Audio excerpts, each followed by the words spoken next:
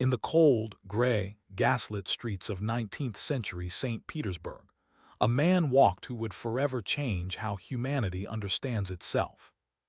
This was a city of stark contrasts, of immense imperial grandeur and abject poverty, of dazzling ballrooms and dank cellars, a landscape that mirrored the fractured souls he would later describe in his groundbreaking novels. We are speaking of an author whose insights cut so deep that they continue to echo through the corridors of philosophy, theology, and psychology, even today. His name was Fyodor Dostoevsky, and he was not just a novelist. He was a philosopher who wrestled with the most profound ethical dilemmas, a psychologist who mapped the hidden currents of human motivation, a prophet who foresaw the spiritual crises of the coming century, and a spiritual revolutionary whose work continually explored the battlegrounds of faith and doubt. His stories were not merely narratives. They were crucibles in which the most fundamental questions of existence were forged in fire. Long before Sigmund Freud explored the unconscious mind and its complex drives, Dostoevsky had already mapped its darkest territories with astonishing precision. He delved into the irrational impulses, the self-destructive urges, and the contradictory desires that dwell beneath the veneer of rationality, creating characters whose inner lives were a turbulent cosmos. He showed us that the human spirit is not a neat, logical construct, but a tempest of conflicting forces, where altruism and malice, reverence and rebellion coexist in unsettling proximity.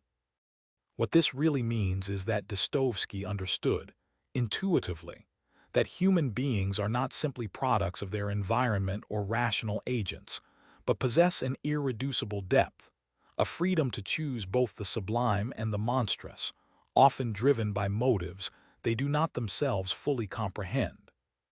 This deep dive will follow Fyodor Dostoevsky from his beginnings, through the brutal experiences that shaped his unique vision, to the creation of the masterpieces that explored the depths of human suffering, faith, and the eternal struggle between good and evil. We will uncover how his life unfolded, what forged his ideas, and why his profound explorations of the human soul continue to resonate with such power in our modern world. If you enjoy long, deep dives into lives and stories like this, feel free to like the video and subscribe for more. Our journey into the life and mind of this extraordinary figure begins now, as we step into the world that shaped him and the inner landscapes he would reveal to us all. The year is 1840. Imagine, if you will, the bustling, contradictory heart of the Russian Empire, St. Petersburg. This was no ordinary city. It was a grand, imperial stage set against a backdrop of chilling gray skies, often shrouded in mist that clung like a heavy cloak to its neoclassical facades. Built on swamps by the sheer force of Peter the Great's will, St. Petersburg was a city of stark contrasts. Opulent palaces and sprawling avenues stood alongside cramped, decaying tenements, their windows reflecting the icy Neva River. It was a city of imperial grandeur and suffocating poverty, of enlightened salons and dark, labyrinthine alleyways where desperation simmered just beneath the surface. It was here, in the cold, gray streets of 19th century St. Petersburg, that a man walked who would change how humanity understands itself forever. This was the crucible that forged Fyodor Mikhailovich Dostoevsky, not just a novelist, but a profound philosopher, an intuitive psychologist, a startling prophet, and a spiritual revolutionary whose insights anticipated the great intellectual and existential crises of the coming centuries. While his contemporaries marveled at his ability to weave intricate narratives, Dostoevsky was doing something far more revolutionary. He was peering into the very soul of man, exposing its paradoxes, its abysses, and its often terrifying freedoms. Long before Sigmund Freud systematically explored the unconscious mind, Dostoevsky had mapped its darkest territories with an almost surgical precision. He didn't just describe human behavior. He delved into the subterranean currents that propel it, the irrational desires, the contradictory impulses, the self-destructive urges that defy all logic. He saw how deeply embedded in us was the urge to suffer, the craving for chaos, the strange dignity in degradation, and the perverse allure of transgression. He understood that within each of us lay a chaotic multitude, a carnival of conflicting voices and hidden motives that often dictated our actions more powerfully than any conscious rationale. His characters are not mere literary creations. They are living, breathing embodiments of these psychological complexities, wrestling with questions of good and evil, faith and atheism, freedom and responsibility. They are driven by forces they barely comprehend, haunted by their own subconscious demons, and often, strangely, liberated by their own despair. Dostoevsky showed us that the human heart is not a neat, rational machine, but a swirling vortex of competing impulses, capable of both sublime altruism and unfathomable depravity. He ripped away the genteel veneer of 19th-century society, revealing the raw, often ugly truths about what it means to be human, exposed to the full spectrum of moral ambiguity. This profound understanding of the human psyche wasn't born in a vacuum or gleaned from theoretical treatises. It was forged in the fires of his own tumultuous life, a life riddled with hardship, suffering, and moments of intense existential crisis. To truly grasp the power of Dostoevsky's vision, we must first understand the man himself, the experiences that shaped his unique perspective, and the personal battles that informed his unparalleled insight into the human condition. His early life was a tapestry woven with threads of strict discipline, intellectual awakening, and the omnipresent shadow of poverty and illness. His father, a retired military surgeon, was a complex, authoritarian figure who instilled in young Fyodor both a rigorous work ethic and a deep, simmering resentment that would later find expression in his explorations of paternal authority and rebellion. His mother, a gentle and pious woman, provided a counterpoint of warmth and spiritual comfort, a balance that Dostoevsky would forever seek to reconcile in his own soul and in the souls of his most memorable characters. His childhood was spent in a small apartment at the Maryinsky Hospital for the Poor in Moscow, a setting that undeniably impressed upon him the stark realities of suffering and social injustice from an early age. He witnessed the destitution of patients, the struggles of the working class, and the moral compromises forced upon individuals by their circumstances.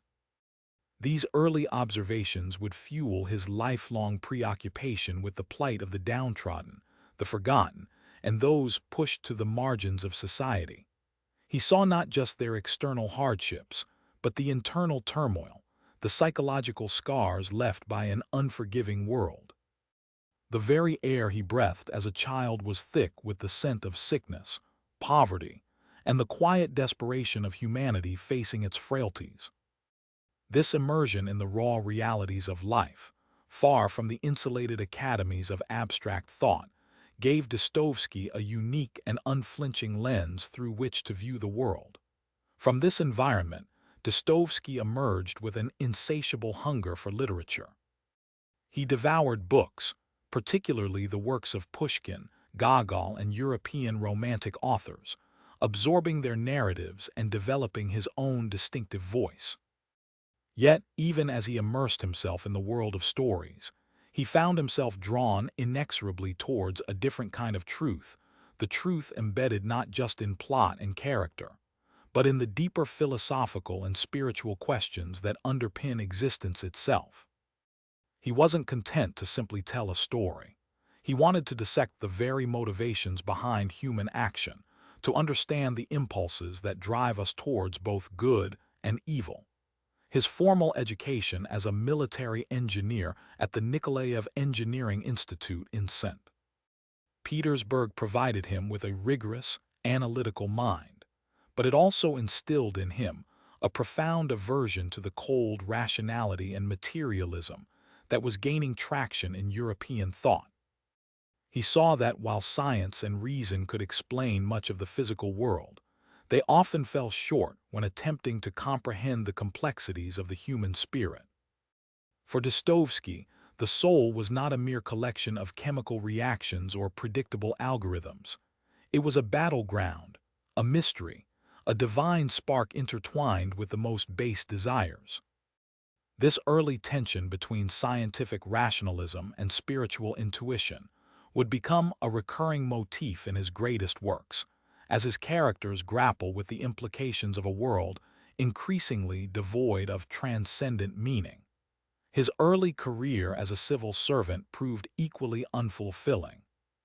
The monotonous bureaucracy and the rigid hierarchy of Imperial Russia chafed against his sensitive, independent spirit. He longed for something more, a deeper engagement with life, a way to express the teeming world of ideas and emotions that seethed within him. This yearning for authenticity, for a life lived with passion and purpose, would become a central theme in his later novels, echoing through the struggles of his protagonists who often rail against the constraints of society and the mundane realities of their existence. It was clear, even in these formative years, that Dostoevsky was destined for a path far removed from the conventional. He was preparing, perhaps unconsciously, for a life dedicated to excavating the deepest truths of the human condition, a task for which he would pay a heavy personal price. But before he could fully embark on this literary and philosophical journey, Dostoevsky would face a series of seismic events that would irrevocably alter his trajectory, shattering his youthful idealism and plunging him into experiences that would become the wellspring of his most profound insights. These weren't mere setbacks. They were crucibles that would burn away superficialities, leaving behind a hardened, yet incredibly empathetic, understanding of human suffering and resilience. These experiences would include an intense flirtation with revolutionary ideals, a period of political radicalism that would lead him to the brink of execution, and an agonizing descent into penal servitude in Siberia. Each of these trials would strip him bare, forcing him to confront mortality, injustice, and the raw, unadorned essence of the human spirit. It was during these harrowing years, particularly his time in the Siberian Katorga, or penal colony, that Dostoevsky truly earned his stripes as a profound psychologist and spiritual guide. Stripped of his freedom, his social standing, and often his dignity, he was forced to live amongst the most marginalized and desperate members of Russian society, criminals, political dissidents, and outcasts of every stripe. This wasn't merely an observation, it was an immersion. He shared their grueling labor, endured their privations, and witnessed their capacity for both unspeakable cruelty and astonishing acts of compassion. In the bleakest of settings, he discovered the full spectrum of human nature, untainted by the niceties of polite society. He saw that even in the most hardened criminal, there could exist a flicker of spiritual yearning, a capacity for redemption. Conversely, he observed that even among those ostensibly virtuous, there could lurk profound darkness and hypocrisy. This direct, visceral encounter with suffering and sin, far from crushing his spirit, ignited within him an even deeper passion for understanding the human soul. It was here, in the midst of despair, that his faith was not broken but reforged, tempered by the stark realities of human fallibility and the enduring hope for grace. He emerged from Siberia not as a broken man, but as a prophet with a searing vision, armed with an unparalleled understanding of the human heart's capacity for both good and evil, its desperate struggle for meaning, and its ultimate need for spiritual salvation. These experiences would animate his most famous works, giving them an authenticity and an emotional resonance that few authors have ever achieved.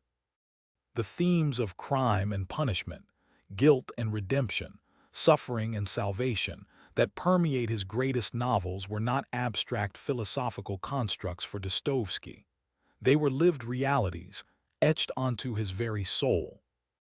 It was from this crucible of personal trial and profound insight that Dostoevsky began to articulate his unique philosophical vision, a vision that would challenge the prevailing intellectual currents of his time and speak with uncanny prescience to the anxieties of the centuries to come. He was deeply suspicious of the utopian ideals of his socialist and nihilist contemporaries, arguing that attempts to create a perfect society based solely on reason and scientific principles would inevitably lead to tyranny and the suppression of individual freedom.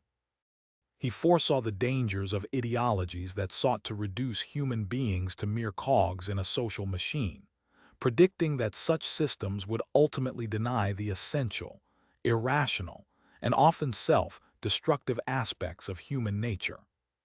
His novels, therefore, became powerful explorations of these philosophical battles, played out not in dry treatises, but in the tumultuous lives of his characters. From the defiant underground man, who rebels against all forms of rational self-interest, to Raskolnikov's tormented struggle with the morality of extraordinary men, Dostoevsky consistently interrogated the limits of reason and the seductive allure of nihilism. He understood that true freedom was not merely the absence of external constraints, but the terrifying burden of moral choice, the responsibility of defining one's own values in a world that offered no easy answers. This emphasis on individual moral agency, even in the face of overwhelming societal pressures or psychological compulsions, marked him as a truly revolutionary thinker.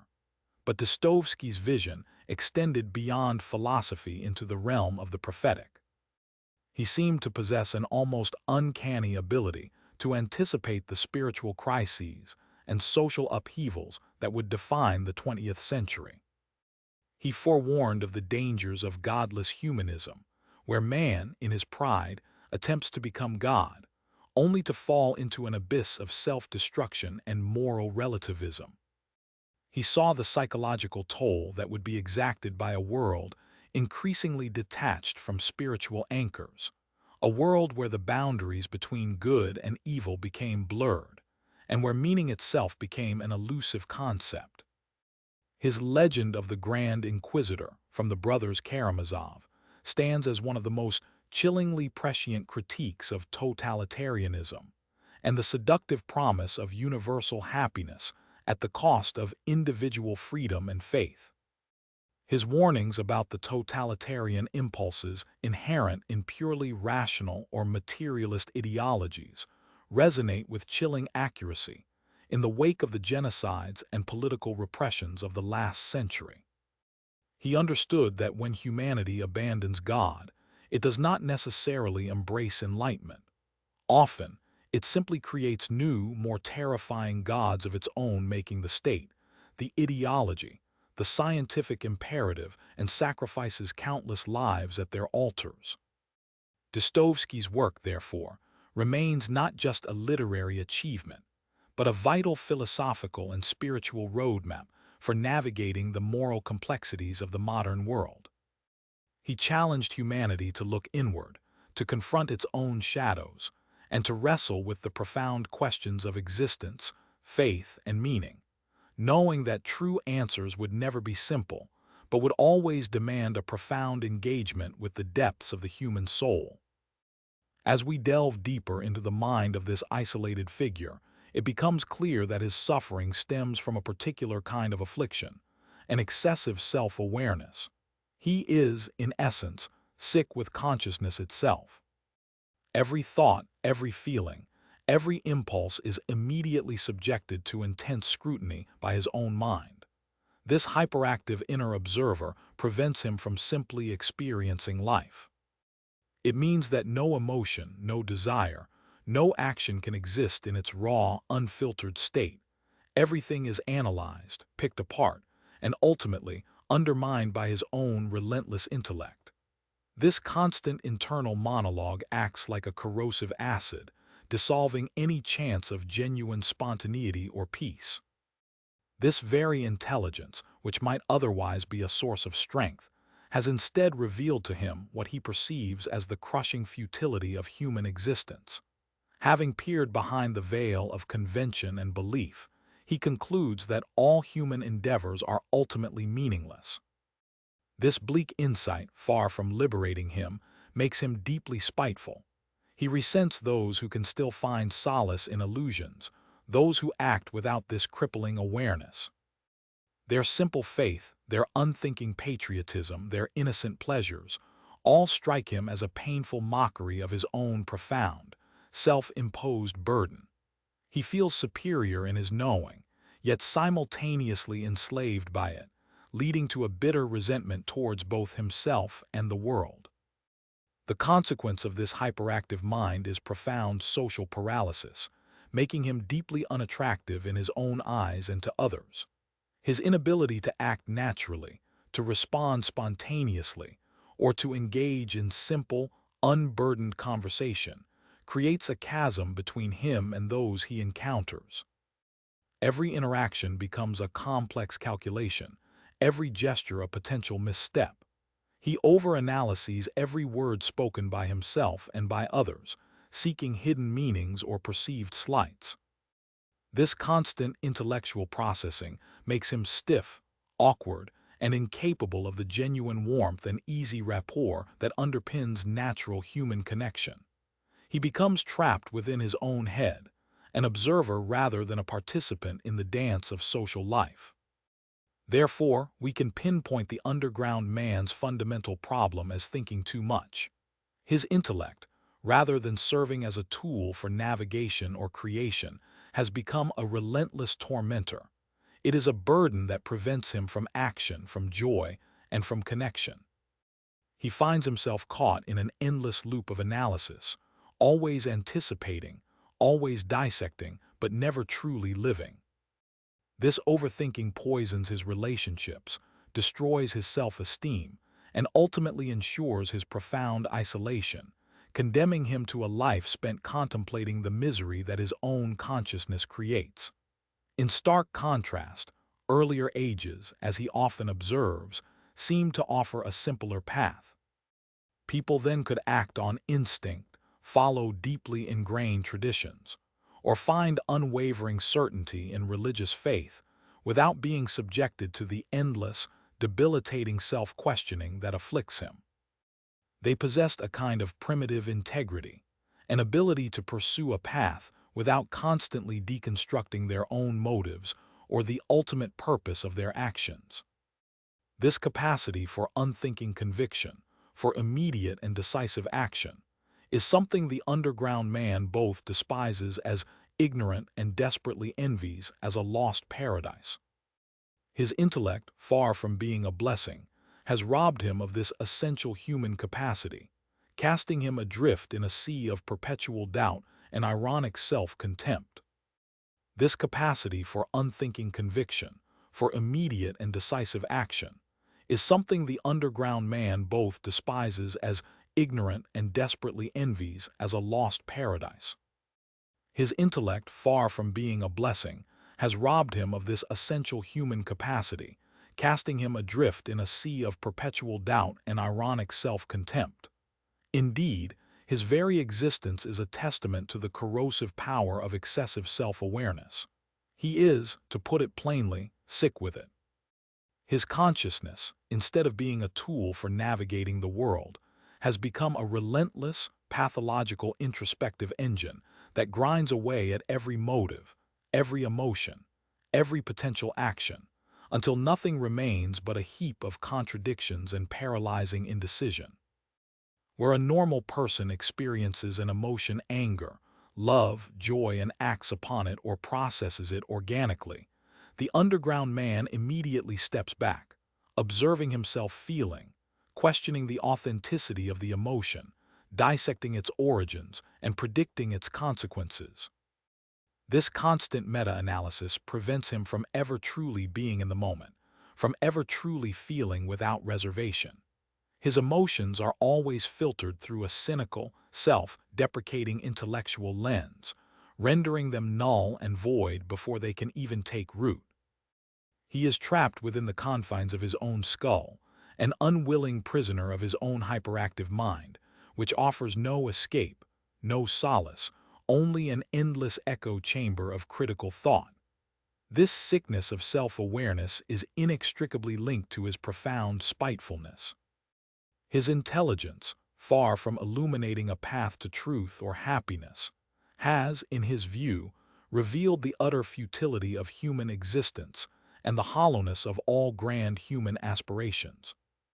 He sees through the comforting illusions that allow others to live relatively contented lives.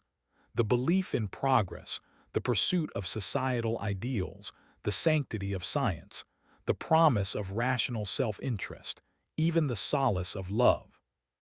For him, these are all mere constructs, flimsy screens erected to mask the terrifying, chaotic, and fundamentally irrational nature of reality.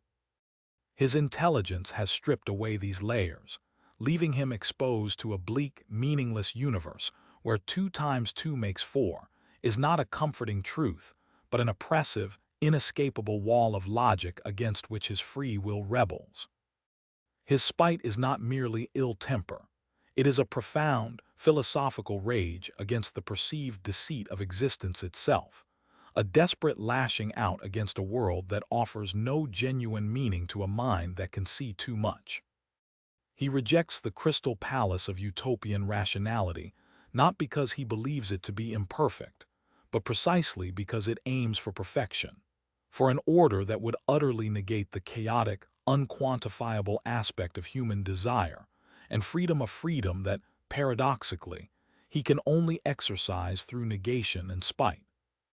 This intellectual torment has profound and devastating consequences for his social being.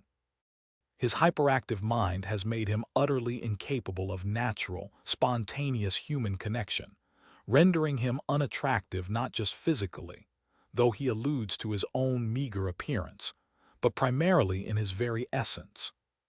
Social interaction, which for most people involves an intuitive dance of unspoken cues, shared emotions, and unthinking reactions, becomes for the underground man a torturous exercise in overanalysis and self-sabotage.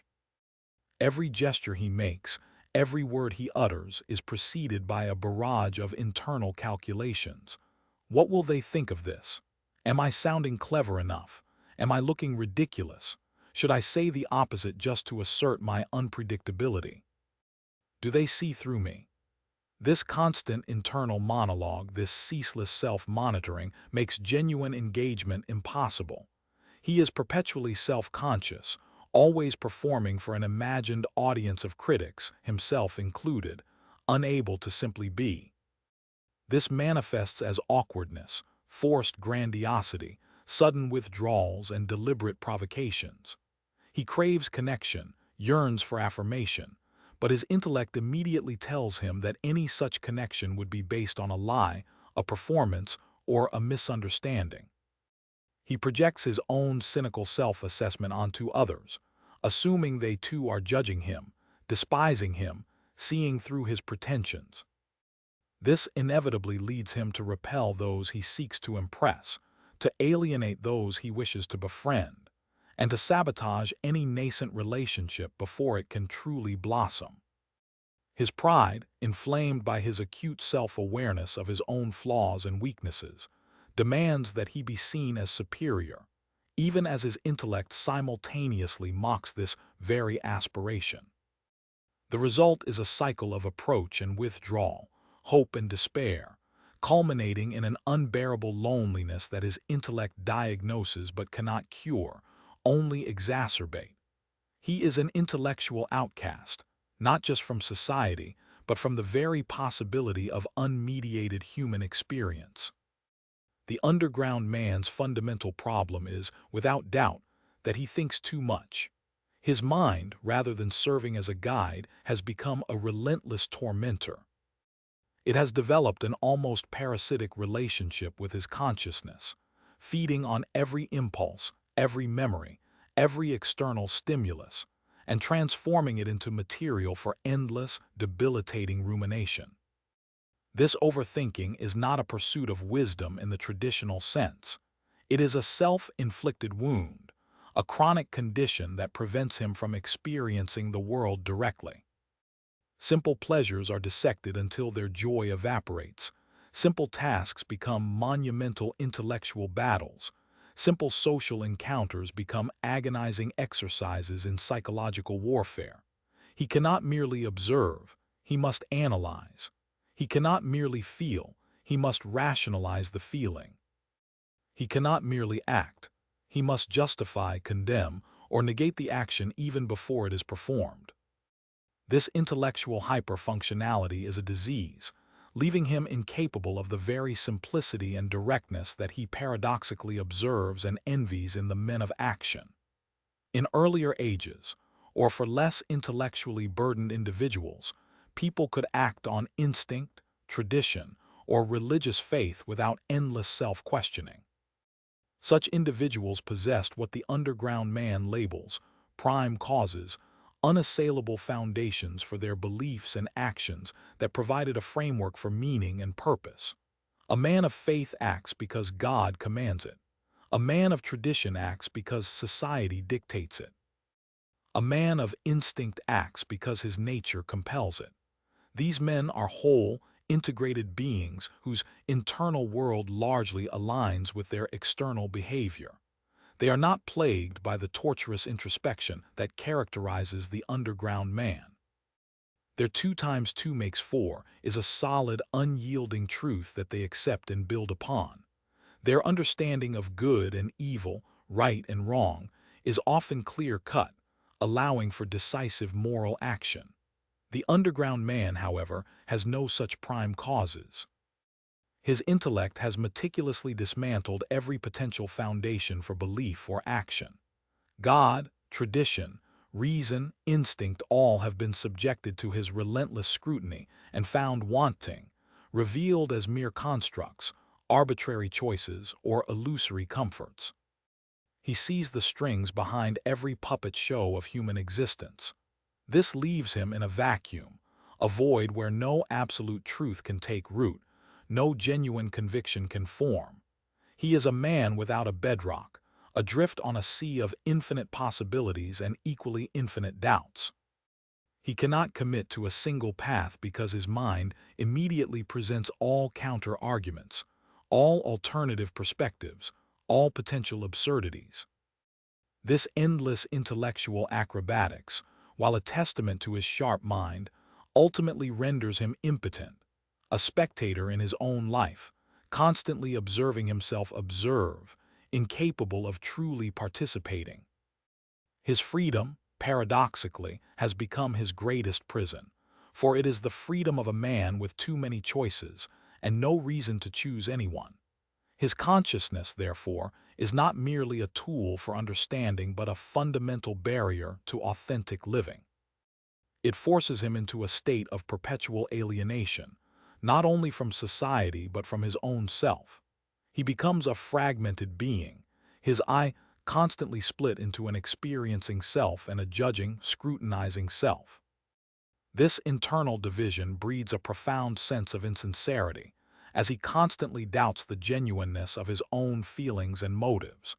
If he feels pity, he immediately questions whether it is genuine or a performance. If he feels love, he wonders if it is merely self-interest or a desire for dominance. This relentless self-interrogation erodes any sense of coherent identity, leaving him with a fluid, ever-shifting self that he can neither grasp nor present authentically to the world. He is a master of contradiction, capable of holding opposing viewpoints simultaneously, not as a sign of intellectual breadth, but as a symptom of his inability to commit to any single truth. This self-inflicted psychic wounds manifest in his interactions, turning every social encounter into a battleground of wills and intellects, rather than an opportunity for connection. His relationships are defined by this inability to transcend his intellectualized self. He is drawn to others, yet simultaneously repelled by them, seeing their flaws, their simplicity, their inability to grasp the profound truths he believes he alone comprehends. He often engineers situations where he can feel superior, only to then despise himself for the pettiness of such victories. He seeks validation, but when offered, he immediately suspects its sincerity or finds a flaw in the one who offers it, turning acceptance into another form of humiliation. This is most vividly illustrated in his interactions with Leza, the prostitute. He yearns for a genuine human connection, for an opportunity to express kindness and receive it, but his ingrained habits of self-mockery, self-loathing, and intellectual superiority immediately resurface. He oscillates between genuine sympathy and cruel humiliation, ultimately driving her away because his intellect compels him to dissect and destroy the very possibility of grace and redemption that she represents. He cannot simply be kind. He must understand the motives behind his kindness, and in doing so he poisons the well. He cannot accept her compassion without intellectualizing it, questioning it, and ultimately rejecting it as another form of submission or pity he cannot tolerate.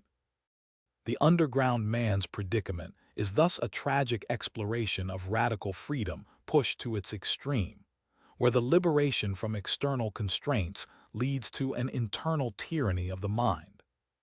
He is free from societal norms, free from the dictates of reason, free from the comforting illusions of faith. But this boundless freedom has only led him to a desolate, isolated wasteland of the self.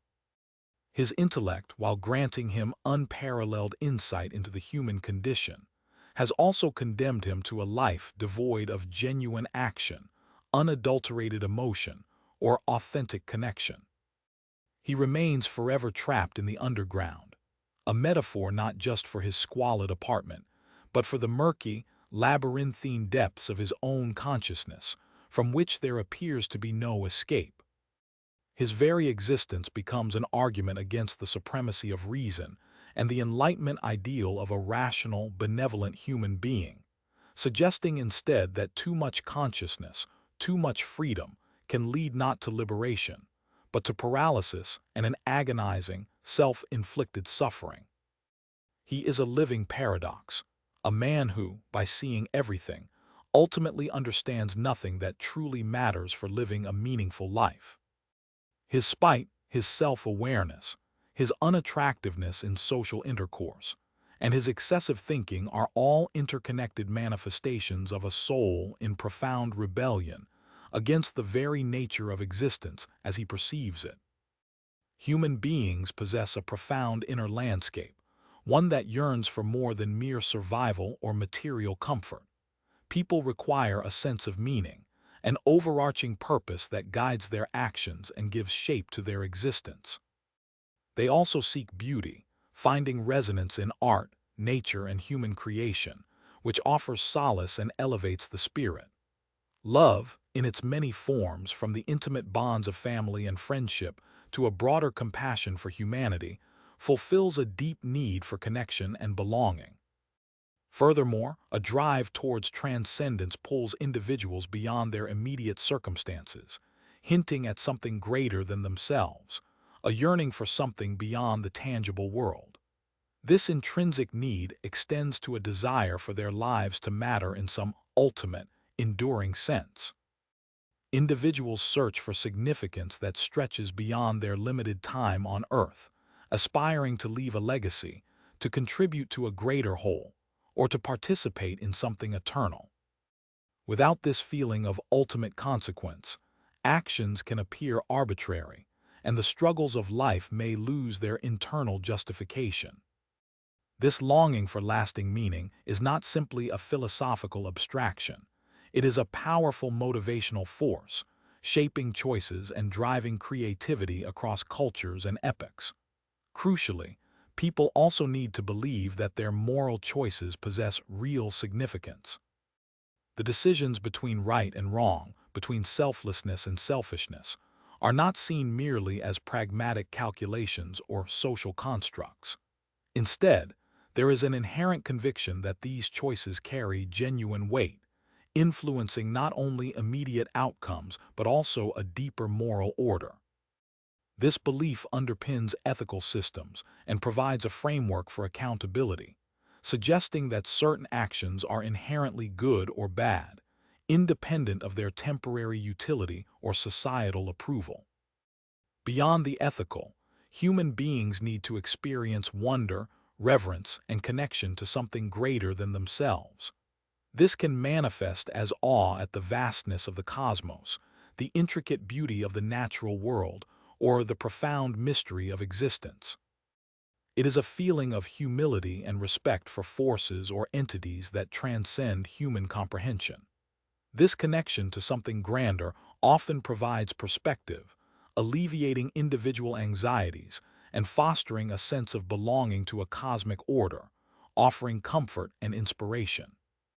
However, the prevailing philosophies of rationalism and materialism often struggle to provide these essential human needs, in many cases explicitly denying their reality or reducing them to mere biological or psychological epiphenomena.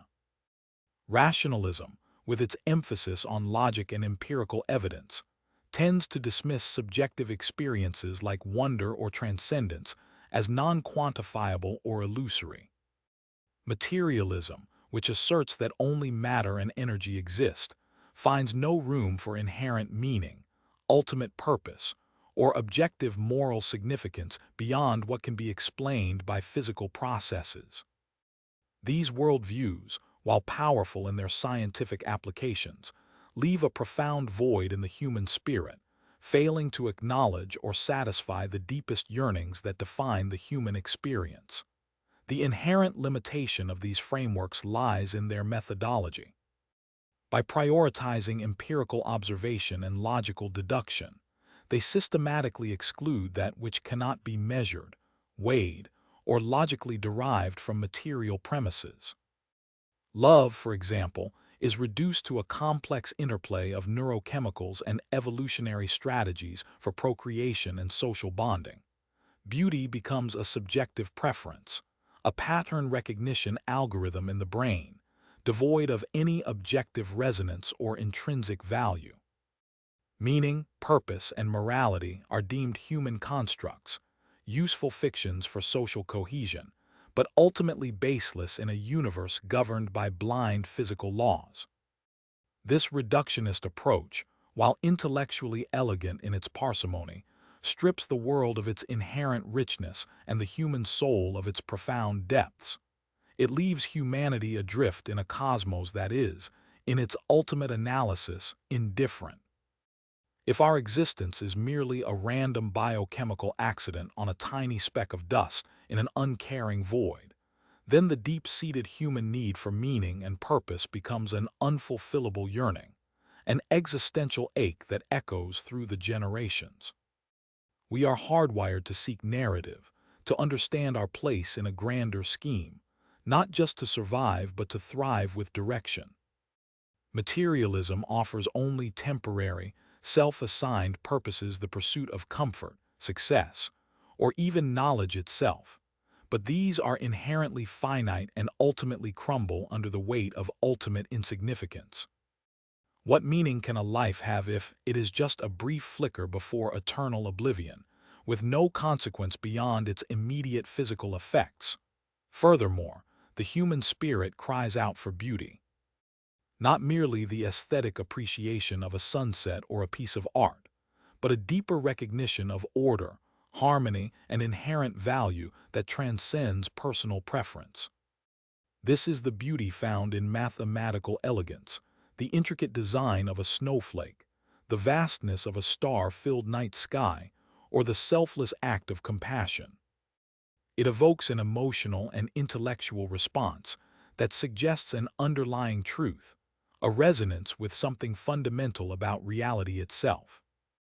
When rationalism dismisses beauty as purely subjective, or materialism reduces it to neuronal activity, it robs us of a powerful conduit to wonder and a profound source of spiritual nourishment.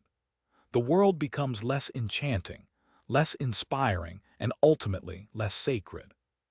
Perhaps most critically, these worldviews struggle to account for the profound human need for love. Not just the chemical reactions of romantic attraction or the social benefits of familial bonds, but the self-sacrificing, transcendent love that wills the good of another, the compassionate love for all sentient beings, or even the spiritual love for a divine source. This kind of love often defies rational self-interest and material explanation. It points to an innate capacity for connection and empathy that seems to reach beyond the purely physical. If love is merely a survival mechanism or a biochemical trick, does it diminish its ultimate significance? Does it make the selfless act of a parent for a child, or a stranger for a stranger, less profound? The human heart knows a deeper truth about love, one that speaks of interconnectedness and an intrinsic value in life itself, something more than just genetic imperative or social contract. The craving to feel that our lives matter in some ultimate sense is not a superficial desire. It is a bedrock component of human psychological and spiritual well-being. We instinctively resist the notion that our struggles, our joys, our discoveries, our contributions, and our very existence are utterly inconsequential in the grand cosmic scheme.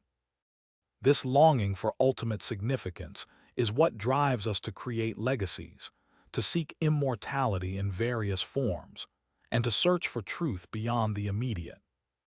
Without a framework that offers this ultimate validation, individuals can fall into despair, nihilism, or a frantic search for fleeting pleasures to fill the void. The idea that you only live once, so make the most of it, can quickly devolve into, if nothing ultimately matters, why bother? This existential vacuum can be profoundly disorienting and destructive, both individually and collectively. Similarly, the belief that our moral choices have real significance is fundamental to a just and compassionate society, and to the integrity of the individual conscience. If morality is merely a set of culturally evolved norms or an arbitrary social contract, then it lacks objective grounding.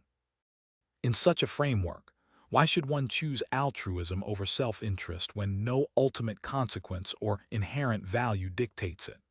Why should one resist the urge to exploit or harm others if there is no intrinsic right or wrong beyond what society dictates, or what one can get away with?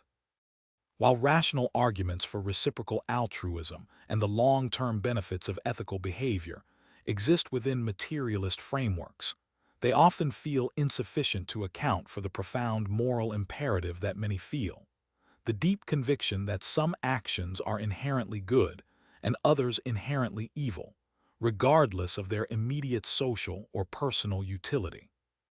This conviction hints at a moral law that transcends human convention, pointing towards an objective reality of good and evil that rationalism struggles to accommodate without appealing to external, non-material principles. Finally, the human capacity for wonder, reverence, and connection to something greater than themselves is perhaps the most direct manifestation of these unsatisfied yearnings. To stand beneath a starry sky and feel a profound sense of awe, to witness the birth of a child and feel a sacred connection to life, to experience a moment of sublime beauty in nature or art and feel a sense of transcendence, these are experiences that speak to a dimension beyond the purely empirical. They evoke a feeling of humility, interconnectedness, and a sense that there is more to reality than what our senses or scientific instruments can detect. Rationalism and materialism tend to explain these feelings away as mere psychological states, neurochemical reactions to stimuli, or evolutionary adaptations. But this explanation, however accurate it might be on a certain level, fails to capture the meaning and impact of these experiences. It reduces the sacred to the mundane, the transcendent to the physiological, and in doing so, diminishes the human capacity for awe and genuine spiritual engagement.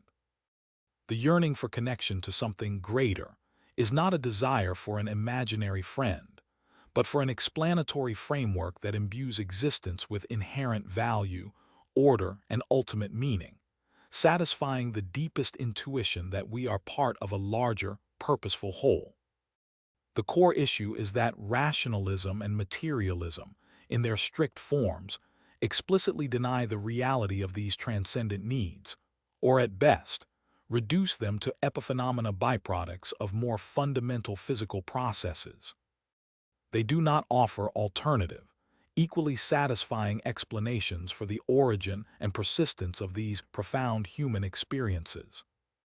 Instead, they often either ignore them as non-scientific data points or attempt to dissect them into their smallest quantifiable components, thereby losing the essence of what makes them significant to human beings. When love is just chemicals, beauty just patterns, and meaning just a story we tell ourselves, the very fabric of human flourishing begins to fray. The search for knowledge and understanding, noble in itself, becomes incomplete and ultimately unsatisfying if it cannot encompass the full spectrum of human experience, particularly those aspects that hint at a reality beyond the immediate and tangible. The void created by this denial is not merely an intellectual one, but a spiritual and emotional chasm that impacts individuals and societies, leading to a profound sense of disorientation and an unfulfilled longing for a richer, more meaningful existence. We have been exploring the intricate world of Fyodor Dostoevsky and the challenging ideas he presented through his characters, particularly Ivan Karamazov. The previous discussions hinted at Ivan's profound intellectual and moral struggles, especially his grappling with the problem of evil. One common proposition Dostoevsky explores, and that many thinkers have offered throughout history, attempts to reconcile human suffering with a belief in a benevolent creator. This perspective suggests that pain, struggle, and hardship, even seemingly senseless acts of cruelty, might serve a hidden, higher purpose.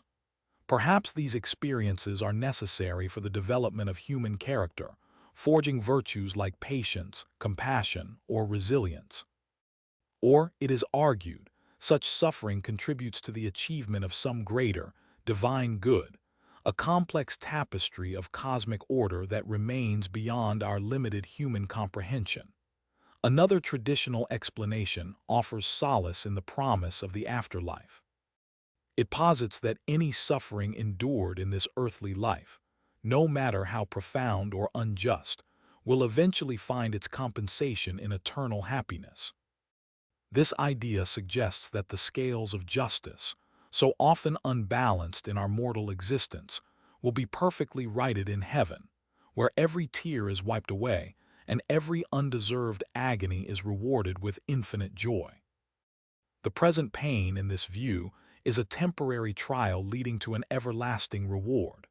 However, Ivan Karamazov, with a fierce intellectual honesty, utterly rejects all such explanations. He dismisses them as not merely unconvincing, but as morally obscene. For Ivan, to suggest that the torment of innocent beings could be justified by some abstract future good, or by the refinement of a soul, is to engage in a grotesque calculus that devalues individual suffering. His moral compass cannot tolerate such a proposition, branding it a perversion of justice and compassion rather than a solution to the problem of evil. Central to Ivan's argument is the unassailable example of the torture of innocent children. He posits that no conceivable greater good, no future utopia or grand divine plan could possibly justify the tears, the terror, or the physical agony inflicted upon a blameless child. This is not a matter of philosophical debate for Ivan. It is a fundamental, non-negotiable moral truth. The horror of such an act stands alone, unredeemable by any subsequent outcome, serving as an absolute barrier to accepting a world ordered by such a justifying principle. Furthermore, Ivan contends that no amount of eternal compensation could ever make up for undeserved agony, particularly the suffering of children. Even if the victim were to receive everlasting bliss in heaven, The act of torture itself remains an indelible stain, an absolute wrong that cannot be retrospectively erased or balanced. The idea that a child's torment could be made worth it by future joy implies a transactional view of suffering that Ivan finds repugnant. For him, the agony itself is a finality, a wound that no future happiness, however infinite, can truly heal or justify. This uncompromising stance sets the stage for a profound challenge to established theological and ethical frameworks. This uncompromising stance sets the stage for a profound challenge to established theological and ethical frameworks. Ivan is not merely questioning the existence of God in the face of evil, a common enough intellectual exercise. He is declaring certain justifications for suffering not just logically unsound, but morally bankrupt. He anticipates and dismisses the well-worn arguments often trotted out to make sense of the world's harsh realities, tearing them down with a visceral, unyielding moral indignation.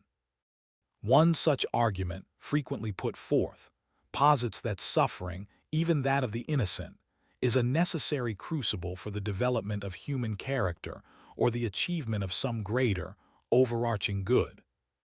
Proponents of this view might suggest that hardship builds resilience, fosters compassion in others, provides a stark backdrop against which virtue can shine, or even that it is an unavoidable byproduct of free will, essential for a truly moral universe. Perhaps, they argue, the tapestry of existence requires both light and shadow, and the seemingly arbitrary agonies are but threads in a grand design that, from a cosmic perspective, is undeniably beautiful and ultimately just. They might speak of the soul-making process, where tribulations temper the spirit, preparing it for higher states of being or for a deeper appreciation of joy. In this worldview, the temporary pain is a seed from which greater wisdom, strength, or even collective spiritual evolution springs forth. The universe, in its infinite wisdom, demands a certain toll for its ultimate harmony. Another, perhaps more comforting, explanation frequently offered is that the suffering endured in this fleeting earthly existence will be more than compensated by eternal happiness in heaven. This notion suggests a divine ledger, where every tear shed, every wound sustained, every injustice borne is meticulously recorded and will be infinitely outweighed by the boundless bliss of the afterlife. In this celestial economy, the briefest torment becomes insignificant when weighed against an eternity of joy, peace, and reunion with the divine. The child's agonizing death, the victim's prolonged torture, the innocent's undeserved pain, all these, from this perspective, are but fleeting shadows quickly dispelled by the infinite light of paradise. The promise is not merely a balancing of scales, but an overwhelming surplus of good, rendering the earthly suffering ultimately negligible, a necessary prelude to an infinitely superior reality. The pain becomes a test, a purification, a temporary dark tunnel leading to an eternally brilliant light. But Ivan rejects all such explanations as morally obscene. For him, these are not solutions or justifications. They are abominations, philosophical evasions that attempt to sanctify the unspeakable. His revulsion is absolute, unburdened by intellectual nuance or theological subtlety. He views these attempts to rationalize suffering not as acts of faith or understanding, but as callous intellectual contortions designed to absolve either a benevolent God or humanity itself from the responsibility of unimaginable cruelty. To suggest that a child's terror is character building or a necessary evil for some distant, abstract good is to commit a profound act of moral violence against the victim, reducing their personhood to a mere instrumentality. It implies that their individual agony is merely raw material for a cosmic project, their screams just background noise in a grand symphony. This perspective, Ivan argues, strips the suffering individual of their inherent dignity, turning them into a pawn in a game they never consented to play, a sacrifice on an altar they never chose. No greater good, Ivan insists with unwavering conviction, could possibly justify the torture of innocent children. He draws a firm line in the sand, a moral absolute that he refuses to allow any philosophical argument, no matter how sophisticated or well-intentioned, to cross. What grand design, what ultimate harmony, what future utopia could ever be worth the price of one child's tears, one infant's terrified gasp, one victim's excruciating pain? The very idea is monstrous. The greater good argument in this context becomes a chilling utilitarian calculus that demands the sacrifice of the most vulnerable for the benefit of an abstract whole, a future that may or may not materialize, a benefit that the sacrificed will never experience. Ivan sees it as an intellectual sleight of hand, an attempt to elevate an abstract principle above the concrete, unbearable reality of individual suffering. The suffering of a child is not a means to an end. It is the end of innocence, the obliteration of joy, an absolute wrong that cannot be retrospectively glorified or justified. It is a wound that cannot be transmuted into a virtue. The purity of their suffering, unearned and undeserved, makes any attempt to frame it as beneficial an unforgivable moral transgression. Furthermore, Ivan contends that no eternal compensation could ever make up for undeserved agony. The promise of heaven, in this context, becomes a kind of cosmic bribe, an attempt to retroactively sanitize a horrific crime with an offer of infinite future bliss. It implies that pain can be traded for pleasure, that suffering is merely a temporary investment for an eternal return. But for Ivan, the agony itself is a discrete, horrific event that cannot be undone or balanced out. How can an eternity of joy erase the memory of the lash, the chill of fear, the burning pain of torture? The suffering of an innocent child creates a deficit that no amount of future happiness, however infinite, can ever truly rectify. It's not a matter of quantitative balance, but of qualitative wrong. The very act of attempting to pay back for suffering diminishes the suffering itself, trivializing its profound and indelible impact. The wound is inflicted, it exists. Its existence can never be retrospectively erased by any future reward, just as tearing out a page from a book doesn't erase the story that was on it, only its presence. To suggest otherwise, Ivan believes, is to diminish the sanctity of life and the intrinsic value of each moment of existence, especially those moments marred by undeserved pain. It cheapens both suffering and the promised redemption. It reduces moral injury to a mere economic transaction. Ivan's stance is a radical rejection of anthropocentric or even theocentric attempts to find meaning in suffering that ultimately absolve the perpetrators or the cosmic order from responsibility. He refuses to participate in a cosmic deal where the price of admission to a harmonious future is the unbearable agony of the most defenseless. His arguments are not just intellectual, they are born from a deep, almost spiritual revulsion at the injustice of it all. He holds up the image of the suffering child as an absolute, an unyielding moral standard against which all justifications for evil crumble. If God demands such a price for his creation, then Ivan, in his ultimate act of moral defiance, would rather return his ticket to such a universe. His moral compass is absolute, pointing irrevocably away from any system that would ask him to accept the suffering of the innocent for any reason, however grand. He would rather live in a world devoid of ultimate meaning or divine purpose than one where such horrors are woven into the fabric of creation, and then justified by abstract principles or deferred rewards. This, then, is the core of Ivan's rebellion, an unwavering demand for justice that transcends mere earthly legality and challenges the very foundations of divine order and human understanding of morality. Dostoevsky began to understand that the deepest human longings do not always align with what is logically beneficial or morally ideal. He observed that people often find it much easier to let someone else make the crucial decisions, then conveniently shift the blame when outcomes prove unfavorable. This desire to outsource responsibility, to stand apart from the consequences of choice, struck him as a profound, almost innate human tendency. It allows individuals to navigate life with a reduced sense of personal burden, substituting genuine agency for a comfortable, if ultimately disempowering, passivity. Building on this observation, he saw that the allure of ready-made belief systems stems from a similar human inclination. It is undeniably more comfortable to embrace clear, definitive ideological answers than to engage in the arduous, often unsettling, process of wrestling with ambiguous, unanswerable questions. Certainty, even if artificially imposed, offers a psychological refuge from the relentless complexity of existence. This preference for intellectual neatness, for a pre-packaged worldview, removes the demand for individual inquiry and the associated anxiety of not knowing.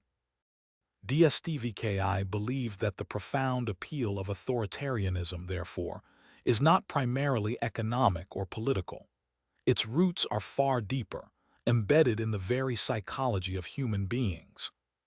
While material promises or political stability might be offered, the true power of authoritarian systems lies in their capacity to satisfy a fundamental human need for order and relief from the weight of self-determination. They offer a simple exchange. Give up your freedom and receive comfort, security, and definitive answers in return. This exchange offers a powerful, albeit insidious, relief from the existential burden of being free. Freedom, in Dostoevsky's view, carries with it an immense weight, the terror of endless choice, the responsibility for one's own meaning, and the inherent loneliness of forging an individual path.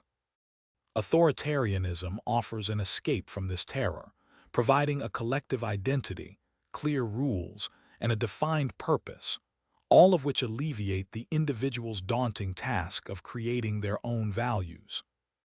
It promises a world where every question has an answer, every action a clear consequence, and every soul a definite place.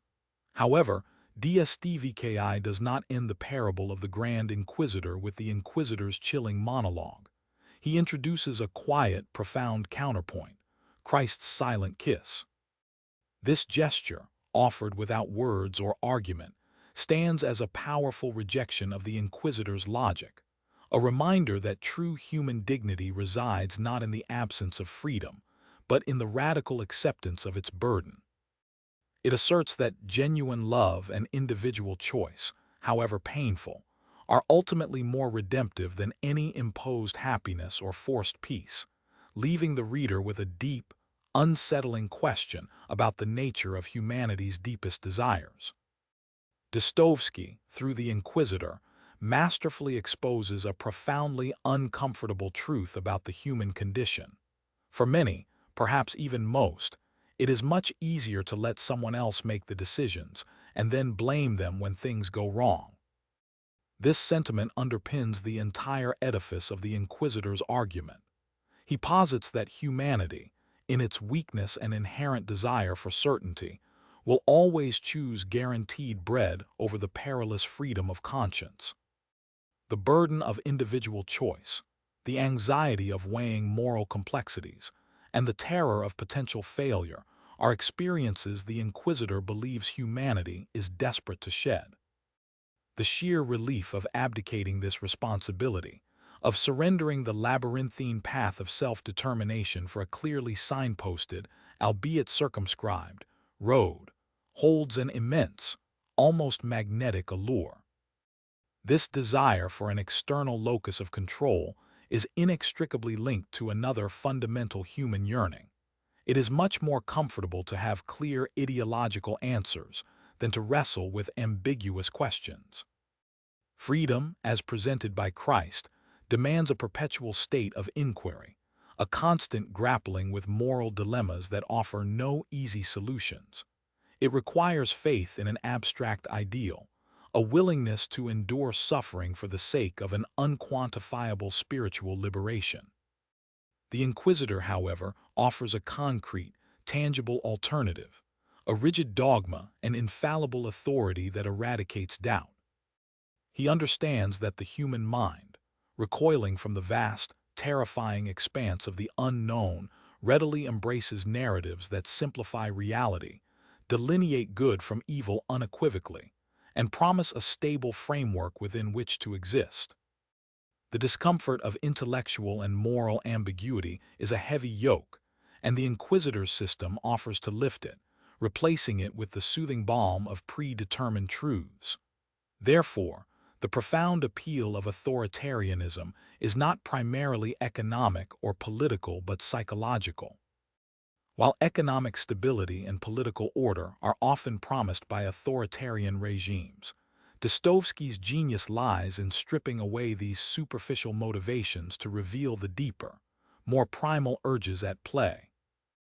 The Inquisitor, by rejecting Christ's miracles, dismisses the idea that humanity is primarily driven by hunger for bread or a desire for worldly power.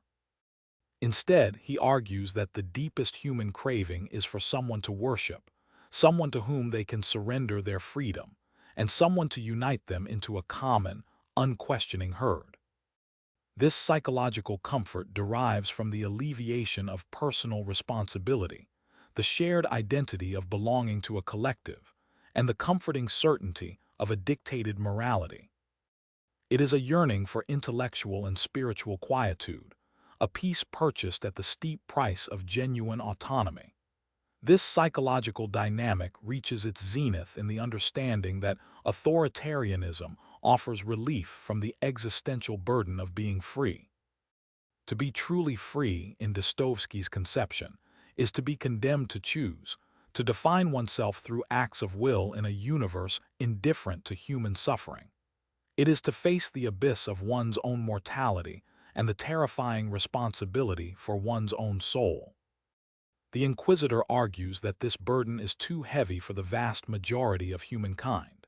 He sees humanity not as noble bearers of divine likeness, but as weak, suffering creatures, easily overwhelmed by the vastness of their own freedom.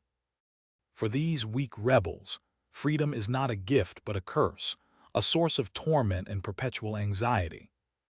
The Inquisitor's system, by contrast, promises to lighten this load, to take away the crushing weight of choice and self-determination, and replace it with the gentle, albeit paternalistic, guidance of an infallible authority. In this worldview, genuine freedom leads only to chaos, division, and endless suffering, while a carefully managed existence under benevolent tyranny leads to universal happiness, even if that happiness is superficial and coerced. However, Dostoevsky, in his profound wisdom, does not end the parable with the Inquisitor's monologue as the final, unchallenged truth. After the Inquisitor lays bare his cynical yet deeply empathetic vision of humanity, arguing that Christ's gift of freedom was a cruel burden rather than a blessing, Christ responds not with an argument, not with a retort, but with a silent, gentle kiss on the old man's bloodless lips. This moment, perhaps the most pivotal in the entire parable, transcends mere narrative. It is a profound, almost mystical counterpoint to the Inquisitor's relentless logic. The kiss is not an act of surrender, nor is it an endorsement of the Inquisitor's philosophy. Instead, it is an act of pure, unconditional love and acceptance, even for the one who has taken it upon himself to correct God's work.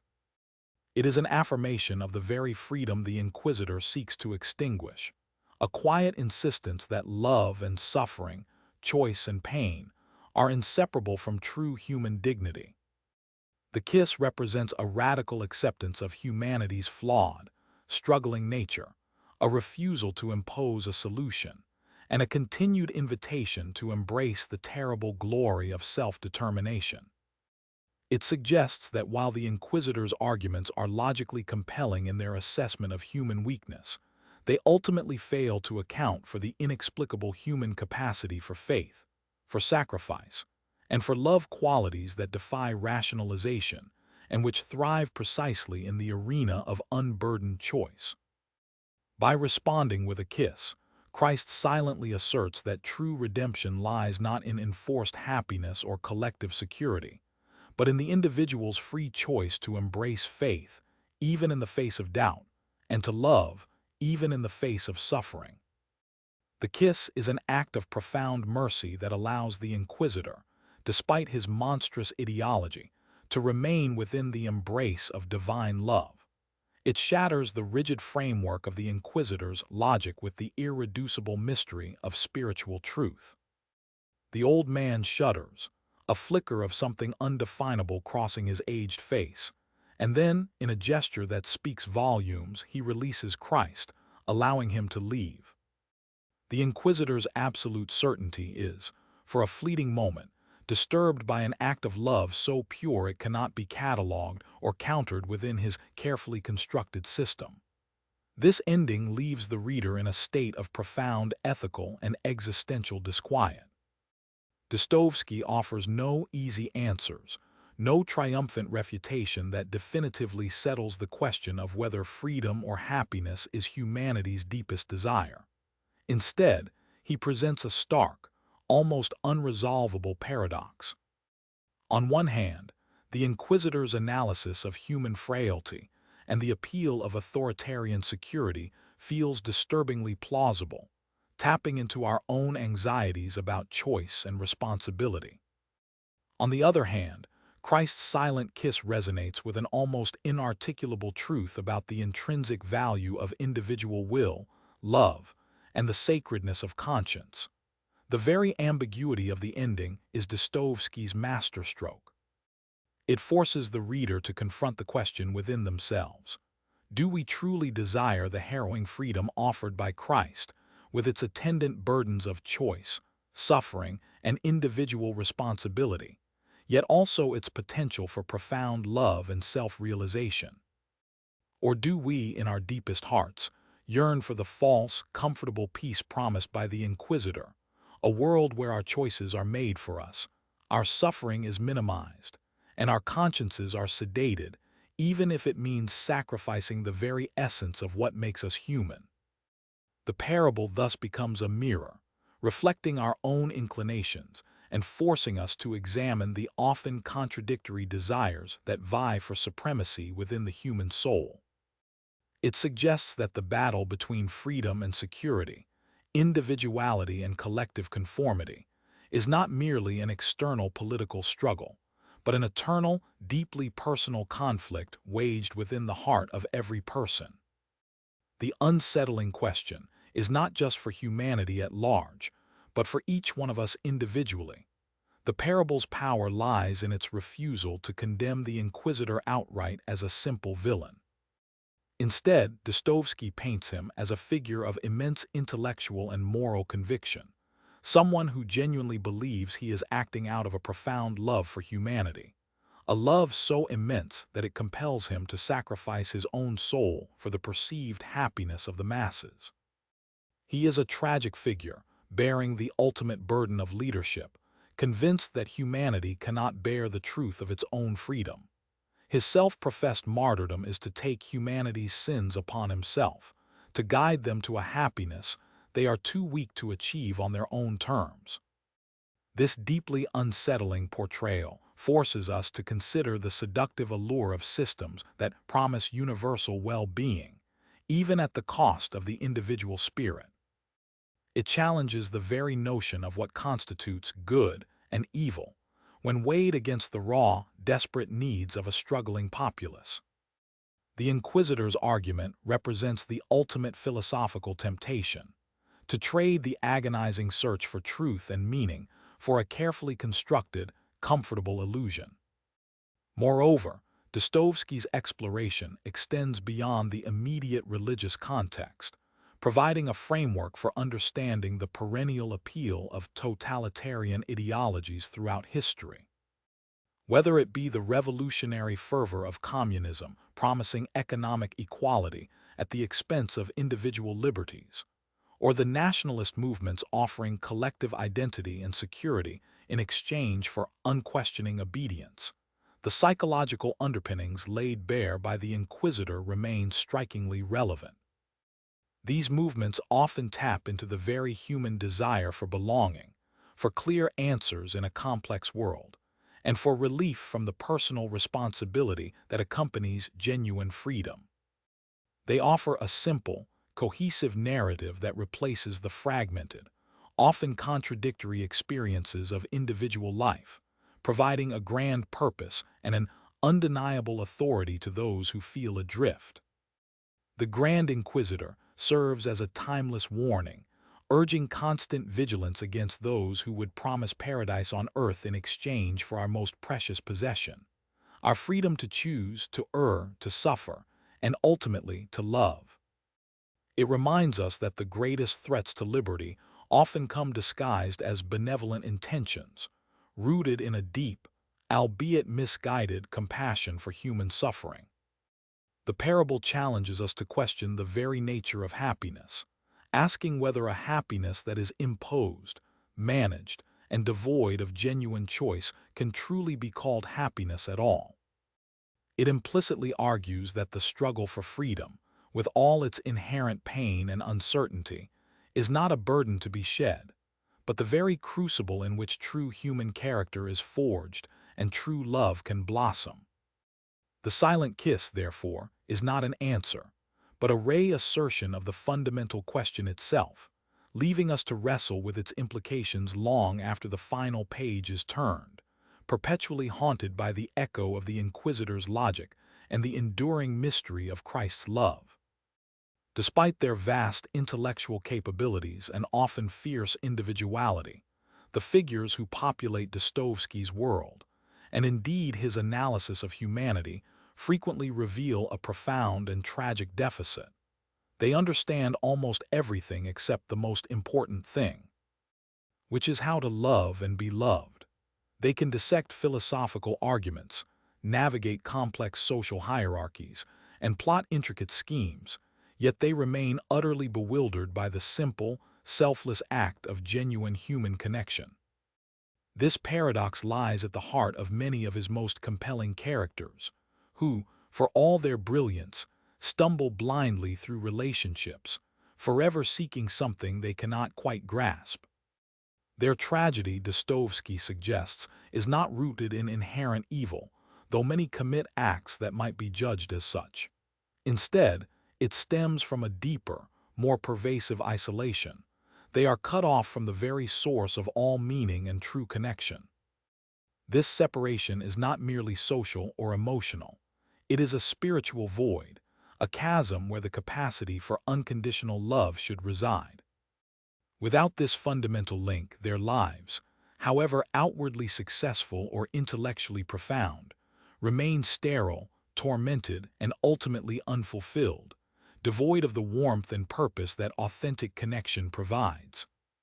Dostoevsky profoundly believed that this pervasive isolation was not merely an individual failing, but the fundamental problem of modern civilization itself.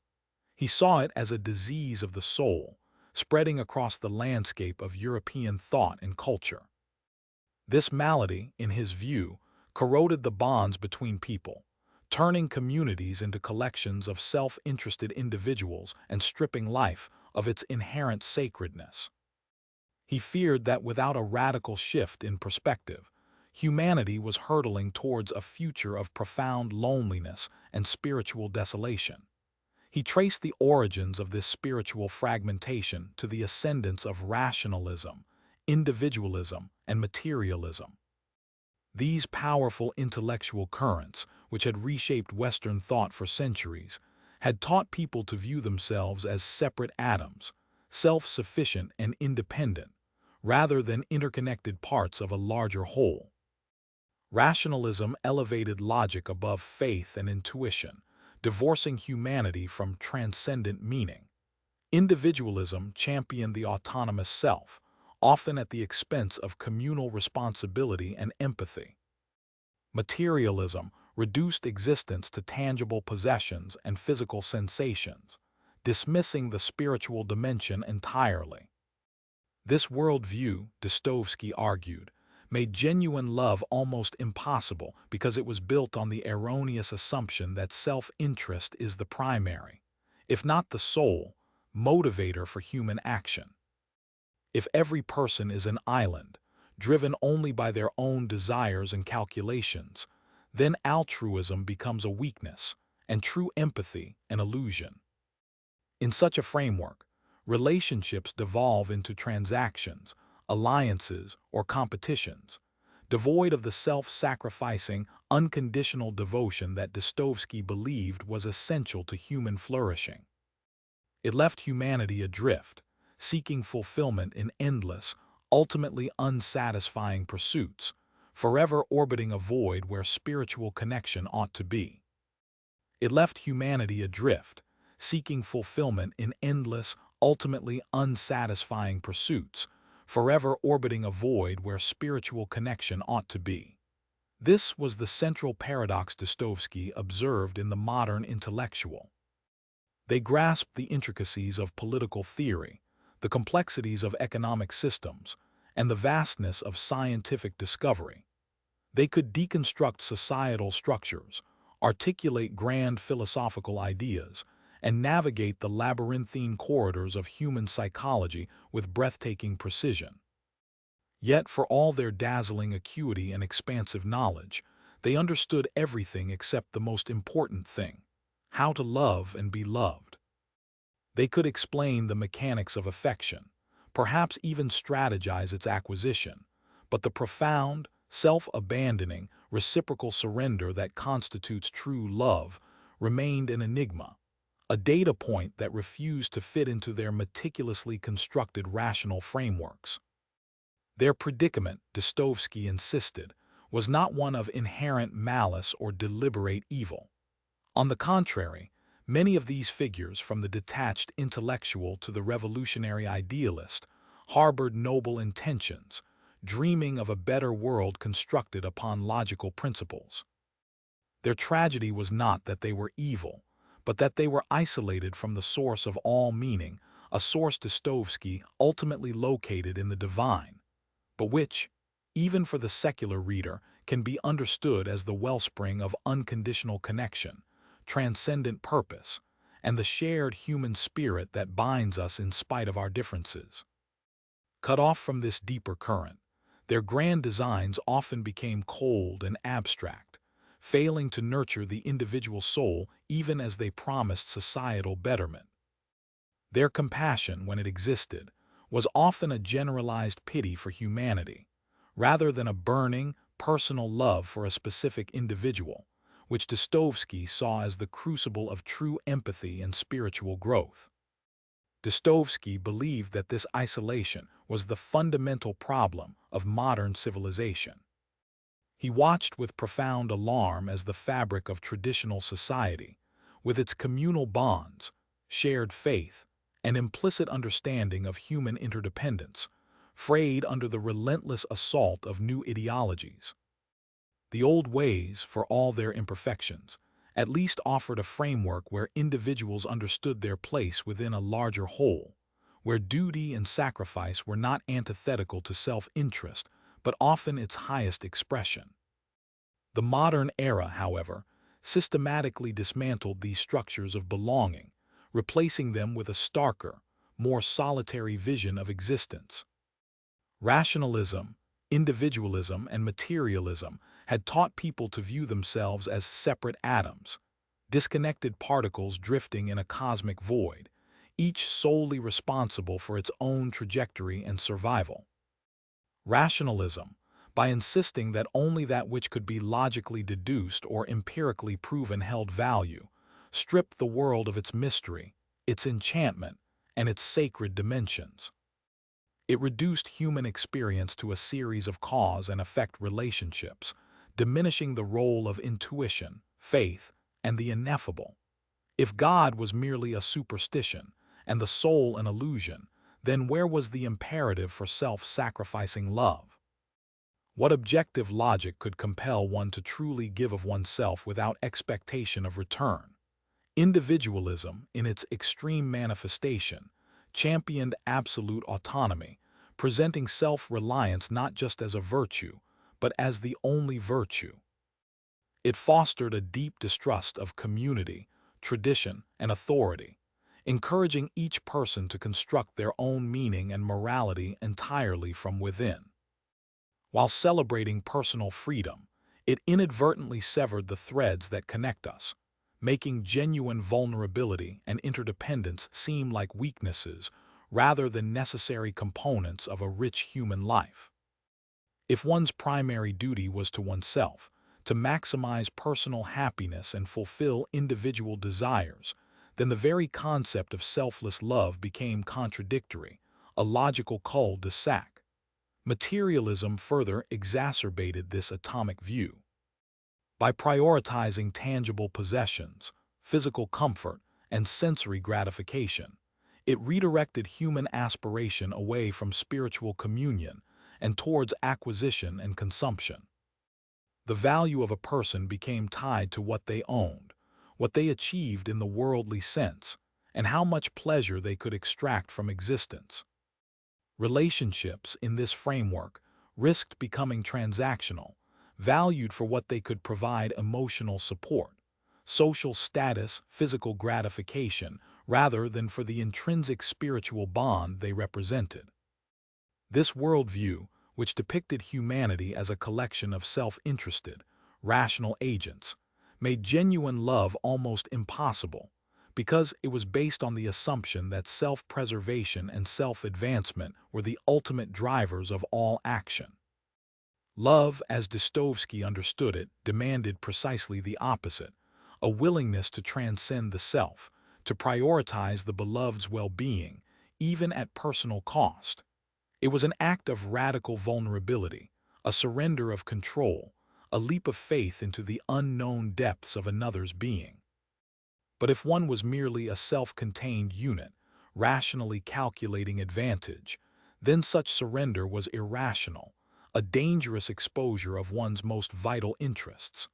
Why would a rational atom willingly diminish its own energy for the sake of another atom? Such an act defied the very logic upon which their world was built. Dostoevsky's characters, therefore, often found themselves trapped in gilded cages of their own making. They were intellectually superior, often morally earnest, yet utterly incapable of breaking through the impenetrable barrier of their own egos to truly connect with another soul. They might engage in elaborate intellectual debates about compassion, formulate theories for universal brotherhood, or even perform acts of charity, but these remained largely theoretical or performative, lacking the visceral, transformative power of authentic, messy, unconditional love. They mistook pity for empathy, alliance for devotion, and calculated kindness for genuine self-sacrifice. This intellectualization of human connection left them perpetually hungry, forever searching for a satisfaction that their meticulously constructed rational worldview prevented them from ever truly experiencing. This intellectual and spiritual starvation manifested in a host of destructive behaviors: nihilism, where the absence of inherent meaning led to despair and destructive rebellion; cynicism, where all human motives were suspected of being self-serving; and a profound, aching loneliness that no amount of social interaction or worldly success could assuage. The more they attempted to rationalize love, to dissect its components, the further it receded, becoming an elusive phantom in their otherwise ordered universe. For Dostoevsky, the only escape from this existential cul-de-sac lay in a radical reorientation of values, a defiant rejection of the prevailing intellectual currents, and a return to a fundamental, almost childlike faith in the power of spiritual connection and the transformative capacity of selfless love, a love rooted not in logic, but in grace. It was a call to abandon the fortress of the isolated self and step, trembling but hopeful, into the perilous, beautiful wilderness of shared humanity, guided by the compass of the heart rather than the cold calculations of the mind. The path back to meaning, Dostoevsky argued, was not through greater knowledge or more sophisticated reasoning, but through humility and suffering. It was through confronting one's own limitations, acknowledging one's own sinfulness, and recognizing the profound interconnectedness of all humanity. Only then could one break free from the solipsistic prison of the separate atom and rediscover the communal wellspring of human existence. This often meant a dramatic, almost violent shattering of the ego, a stripping away of all the intellectual and material veneers that modern civilization had painstakingly applied. For many of Dostoevsky's protagonists, this shattering came through intense personal suffering, incarceration, public humiliation, the loss of loved ones, or the crushing weight of their own moral transgressions. These were the crucibles in which their carefully constructed rational frameworks melted away, leaving them raw, vulnerable, and finally open to the possibility of genuine connection. Consider Raskolnikov in Crime and Punishment, whose intellectual justification for murder crumbled under the weight of his guilt and the insistent, unwavering love of Sonia. His rationalist theory of extraordinary men was a direct product of the isolation Dostoevsky decried, a belief that certain individuals were above conventional morality. But it was not logic that ultimately redeemed him. It was the visceral horror of his deed, the alienation it brought, and Sonia's sacrificial empathy that cracked open his hardened shell.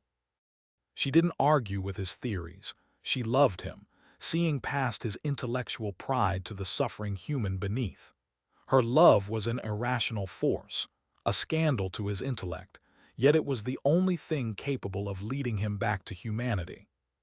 His journey was not one of deeper understanding of his crime's rationale, but a profound, almost primal realization of his desperate need for connection and forgiveness, an experience that transcended all logical explanation.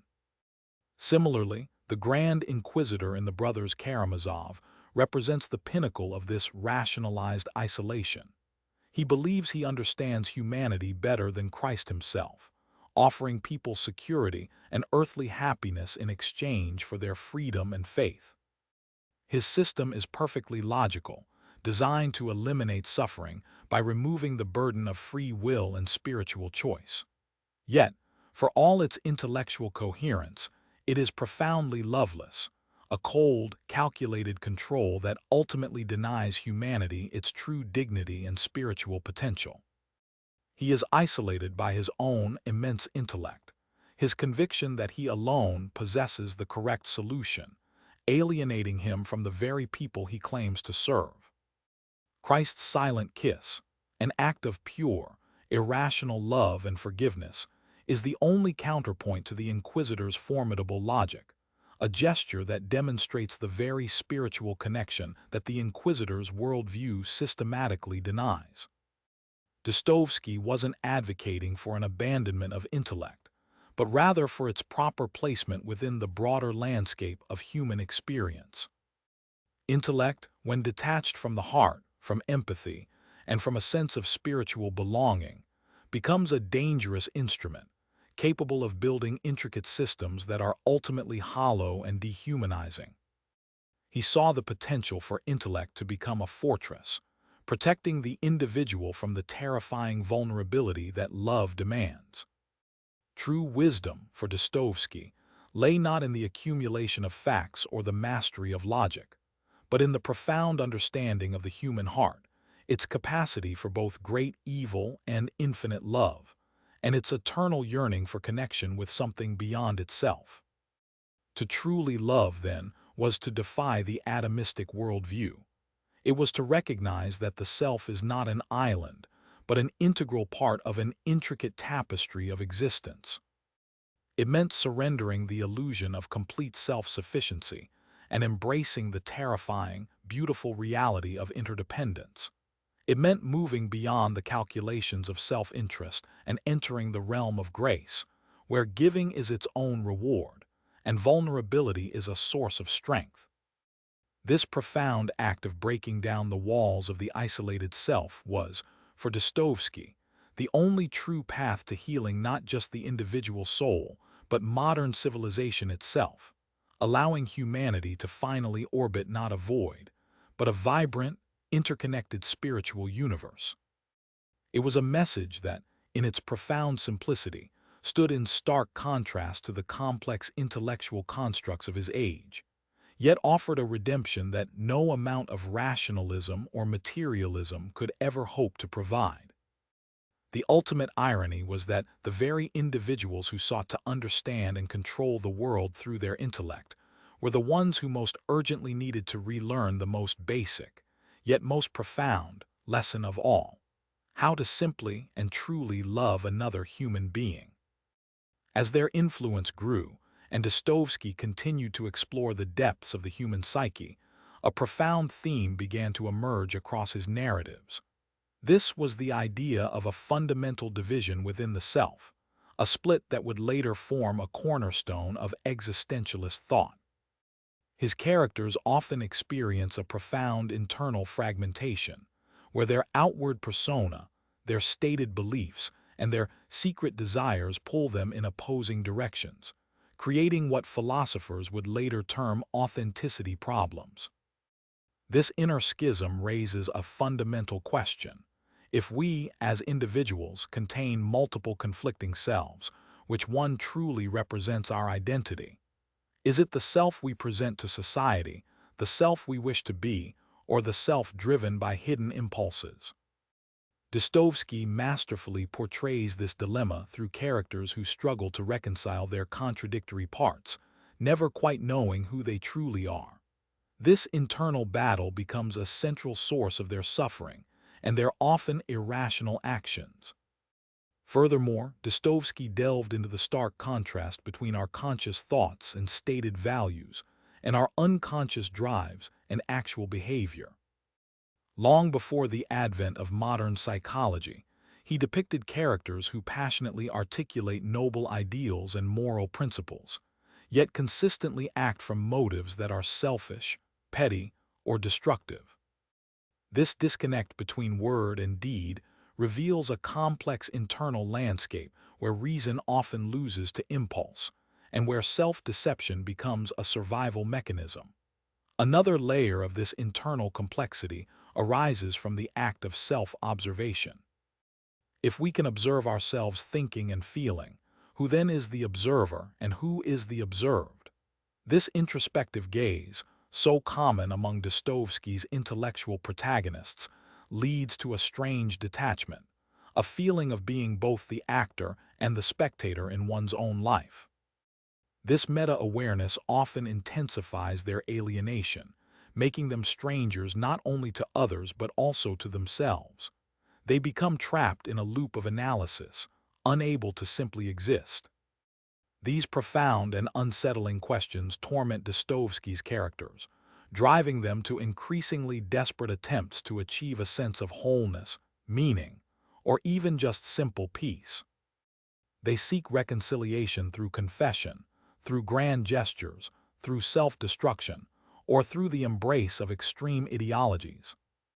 Yet the answers remain elusive, and their struggles often lead to further fragmentation, illustrating a tragic human condition where the quest for a unified self can itself be the source of ultimate despair.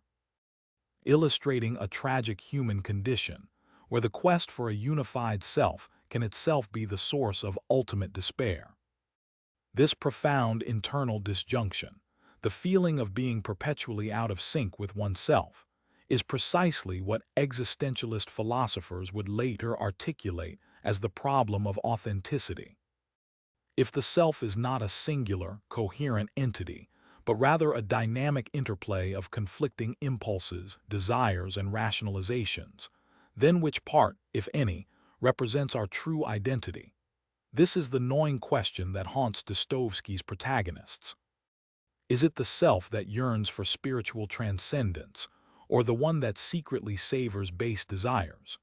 Is it the intellectual champion of abstract ideals, or the individual prone to spiteful, irrational acts?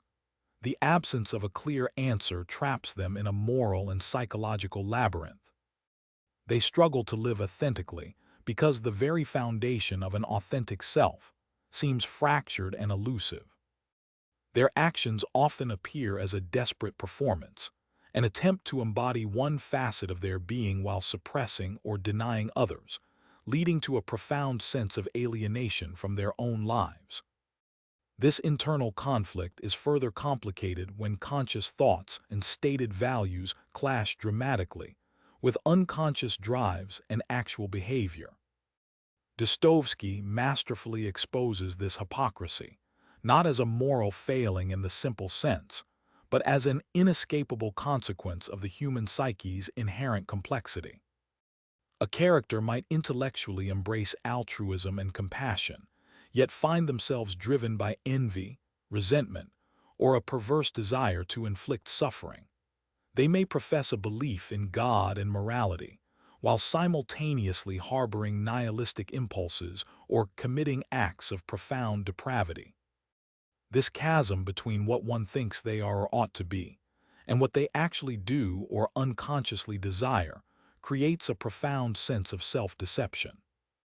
It's a perpetual state of bad faith, where the individual continuously attempts to reconcile these disparate elements, often through elaborate rationalizations, or by simply ignoring the uncomfortable truths of their own inner life. The psychological toll of maintaining this facade, of trying to bridge this ever-widening gap, contributes significantly to their torment and instability. Moreover, Dostoevsky pushes this fragmentation to an even more introspective level, the act of self-observation itself. If we can observe ourselves thinking and feeling, if we can dissect our own motives and emotions, then a fundamental question arises. Who is the observer and who is the observed? This metacognitive awareness, while seemingly a hallmark of higher consciousness, can become a source of profound destabilization. It suggests a further division within the self, a critical internal eye that stands apart from the very thoughts and feelings it scrutinizes. For Dostoevsky's characters, this self-awareness often borders on the pathological. They become hyper-conscious of their own existence, their own flaws, their own theatricality. They are forever analyzing, judging, and re-judging themselves, often leading to paralysis, indecision, or a debilitating sense of shame. This internal spectator often mocks and undermines the active self, rendering genuine spontaneity or unified purpose nearly impossible. The result is a perpetual interior monologue, a dialogue between different parts of the self that often devolves into an acrimonious debate, reflecting the deeper societal and spiritual fragmentation of their world. The character of the underground man, perhaps Dostoevsky's most vivid embodiment of this extreme self-consciousness, exemplifies this internal division with chilling clarity. He is a man who cannot simply be. He must constantly think about being, analyze being, and critique being. His ability to observe his own thoughts and feelings prevents him from fully experiencing them, leading to a profound alienation from himself and from others. He recognizes his own nastiness, his spite, his vanity, yet he seems powerless to alter them, partly because his observer self is so engrossed in cataloging these very defects. This internal schism means that even in moments of potential connection or genuine emotion, a part of him remains detached, cynical, and analytical, preventing any true integration or resolution. This endless self-reflection, rather than leading to self-knowledge and liberation, instead traps him in a cycle of bitterness and isolation, illustrating how the very faculty of conscious thought, when untethered from a unifying moral or spiritual framework, can become a cage. This relentless introspection, this agonizing struggle with a fragmented identity, is not merely a psychological quirk of Dostoevsky's characters. It is a profound commentary on the human condition itself, particularly in the modern age. As traditional societal structures, religious certainties, and clear moral guidelines began to erode, the individual was increasingly left to forge their own meaning and identity. But what if the very instrument for this forging the self was inherently fissured? Dostoevsky foresaw that this internal chaos would lead to a desperate search for coherence, a yearning for an anchor in a world that offered none. His characters, driven by an almost pathological need to understand and unify themselves, explore extreme paths. Some, like Raskolnikov, attempt to assert a singular, superior will, believing that through an act of radical self-assertion, they can transcend their own divisions and impose a new order on the world. Others, like Prince Mishkin, strive for a childlike purity and compassion, hoping to find wholeness through innocent empathy, only to be overwhelmed and shattered by the complexity and brutality of the world around them. Still others descend into nihilism, abandoning the quest for unity altogether and embracing chaos, seeing fragmentation as the only honest response to a meaningless existence. The torment stemming from these authenticity problems manifests in various forms of psychological anguish. Guilt, shame, anxiety, and a pervasive sense of meaninglessness become constant companions. Characters are often depicted in states of feverish delirium, sleepless nights, or moments of intense, almost hallucinatory introspection, where the battle between their conflicting selves plays out with terrifying intensity. The very act of living becomes a burden, a performance for an internal judge and an external world that seems equally fragmented and indifferent.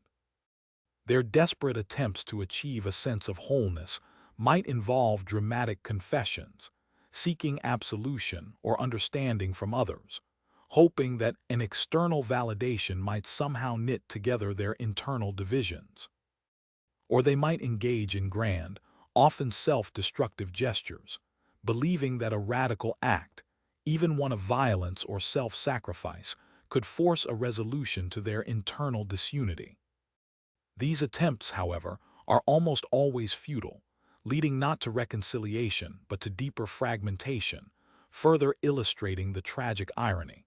The more intensely they strive for a unified self, the more deeply they sink into despair, demonstrating that the ultimate source of human agony can often be found within the labyrinth of one's own mind. Dostoevsky's genius lies in his ability to portray these internal struggles with such raw intensity that they transcend mere psychological realism and touch upon universal spiritual and philosophical questions. He forces us to confront the uncomfortable truth that the human psyche is not a serene, unified landscape, but often a battleground where competing desires, ideals, and impulses wage war. This internal civil war, far from being a weakness, is presented as an intrinsic part of what it means to be human, particularly in an era grappling with modernity's challenges to faith, reason, and identity. The struggle for self-unity becomes an existential imperative, a quest for meaning in a world increasingly devoid of it. Without an overarching framework, be it religious faith, a robust moral philosophy, or a clear societal role, the individual is left to construct their identity from the disparate fragments of their inner life, a task Dostoevsky shows to be overwhelmingly difficult, if not impossible. The failure to achieve this unity often leads to profound alienation, not only from oneself but from others, contributing to the broader societal disarray depicted in his novels. His characters often feel like strangers in their own skin, unable to connect authentically with the world because they cannot connect authentically with themselves. This internal dissonance radiates outwards, poisoning their relationships and their perceptions of reality, creating a world where every interaction is fraught with misunderstanding, suspicion, and often outright hostility. The search for a true self in Dostoevsky's universe is therefore never a straightforward journey of self-discovery, but a harrowing odyssey through the darkest corners of the soul. It involves confronting one's own capacity for good and evil, for rationality and irrationality, for love and hate. The characters are rarely allowed the luxury of a stable, consistent identity. Instead, they are constantly evolving, contradicting themselves, and revealing new, often horrifying, facets of their personality. This dynamic, fluid conception of the self challenges any simplistic understanding of human nature, suggesting that beneath the veneer of social convention and conscious thought lies a swirling vortex of primal urges and conflicting aspirations. The very notion of a fixed true self is therefore called into question. Perhaps authenticity, in Dostoevsky's view, lies not in discovering a singular identity, but in honestly confronting and integrating the myriad, often contradictory, selves that reside within. However, his characters, perpetually seeking that elusive point of equilibrium, often succumb to the weight of their own internal contradictions, their lives becoming a testament to the agonizing difficulty of achieving psychological and spiritual wholeness in a world that seems to conspire against it. The enduring power of Dostoevsky's characters lies in their struggle, a struggle that mirrors the universal human quest for meaning and identity in the face of an increasingly complex and fragmented existence. Their suffering, therefore, is not merely personal. It is an echo of humanity's ongoing battle to reconcile its own internal divisions and find a path towards a more integrated and authentic way of being. As DSTKI's vision solidified, he articulated a radical alternative to the societal currents he observed, one he termed a return to the soil. This was not a nostalgic longing for a bygone era or a simple call for agricultural reform. Instead, it represented a profound philosophical and spiritual redirection, a conscious and deliberate embrace of foundational values he believed had been lost or corrupted by urbanization and Western influence. It was a blueprint for societal renewal, presented as a path back to an authentic existence. The concept of the soil was, for DSTKI, far more than literal dirt or rural life. It was a potent symbol. It encompassed an entire constellation of spiritual, moral, and cultural principles that he believed formed the bedrock of a healthy society. This symbolic understanding elevated his proposal beyond mere agrarianism, positioning it as a comprehensive worldview. He argued that the disconnection from this deeper soil led to spiritual rootlessness and societal decay, symptoms he saw manifesting in contemporary life.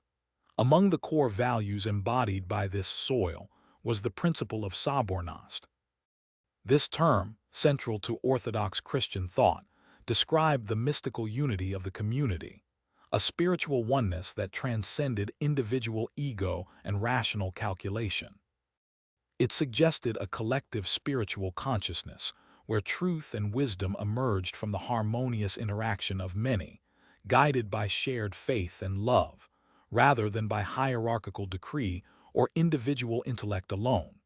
It represented a living, breathing interconnectedness. Coupled with Sobornost was the idea of suffering love. This was not a passive endurance of pain, but an active, empathetic willingness to bear the burdens and sorrow of others. It presented suffering not as an end in itself, but as a path to spiritual growth and redemption, a crucible through which compassion deepened and the self was transformed. For DSTKI, true spiritual flourishing involved a profound identification with the pain of humanity, finding meaning and purification in shared struggle. This contrasts sharply with individualistic pursuits of happiness, suggesting that authentic spiritual growth often demands a selfless embrace of hardship. DSTKI believed these vital principles Sobornost, suffering love, and the wider constellation of associated values had been preserved in their purest, most unadulterated form by the Russian peasantry. He saw these people, often dismissed or overlooked by the educated elite, as the true inheritors of the national spirit. Their continuous closeness to the land, their rootedness in traditional ways, and their unwavering Orthodox faith had, he argued, shielded them from the corrupting forces of modernity, making them the living embodiment of the ideals he championed. Their way of life offered a tangible example of the wisdom he sought to revive. DSTKI's proposed alternative was what he called a return to the soil, a conscious embrace of the deep, often unacknowledged wellsprings of Russian national character. This was far more than a simple advocacy for agrarianism or a romanticized view of rural life. Rather, the soil represented a profound philosophical and spiritual grounding, a whole constellation of values, beliefs, and an authentic way of being that he believed had been dangerously eroded by centuries of Western influence and the subsequent alienation of the Russian-educated elite. For DSTKI, the soil was a powerful metaphor for the organic, indigenous roots of Russian civilization.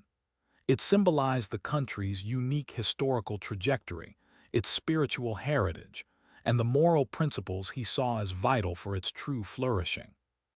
It was an urgent call to reject the superficiality, the rootless intellectualism, and the moral relativism that he perceived as hallmarks of European modernity, and by extension, of the westernized Russian intelligentsia. To return to the soil meant to re-establish a vital connection with the land itself, yes, but also with the collective wisdom of the Russian people, with their history, their suffering, and their spiritual ideals. It was an internal migration as much as an external one, a reorientation of the national psyche towards its genuine self. These essential values, preserved in their purest form by the Russian peasantry, included Sobornost, a concept central to Orthodox Christian theology and DSTKI's social vision. Sobornost, often translated as conciliarity or Catholicity, signified the mystical unity of the Orthodox Christian community, a free and harmonious spiritual communion based on love and mutual respect, rather than on external authority, coercion, or rigid individualism. It was a unity where each member, in their unique freedom, contributed to the collective truth and purpose, creating an organic whole that transcended mere aggregation. In the Church, it manifested in the councils where truth was discerned through spiritual consensus. For DSTKI, this principle extended beyond the ecclesiastical realm, offering a blueprint for a truly harmonious national life. He envisioned a society where individual freedom was not antithetical to communal solidarity, but found its deepest expression within it, where people were bound by shared faith, common values, and a profound sense of mutual responsibility, rather than by legalistic codes or state compulsion. This vision stood in stark contrast to the Western ideal of the atomized individual, constantly striving against society, and offered a uniquely Russian path to social harmony. Building upon Sobornost was the concept of conciliarity, which DSTKI saw as inherent in the spiritual and communal life of the Russian people. It implied that truth and wisdom were not the exclusive domain of an elite or a single authority figure, but emerged from the collective spiritual experience and open dialogue of the community. It was a rejection of autocratic intellectualism, and instead embraced a kind of spiritual democracy where all voices, especially those of the humble and faithful, held intrinsic value.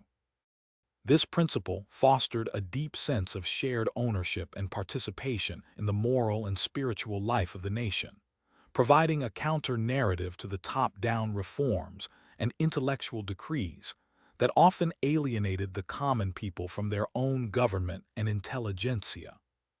Perhaps the most poignant and characteristic of these values was suffering love, or redemptive suffering, the willingness to bear the pain of others, to empathize deeply with their struggles, and even to accept personal suffering as a path to spiritual growth and redemption, both for oneself and for the collective.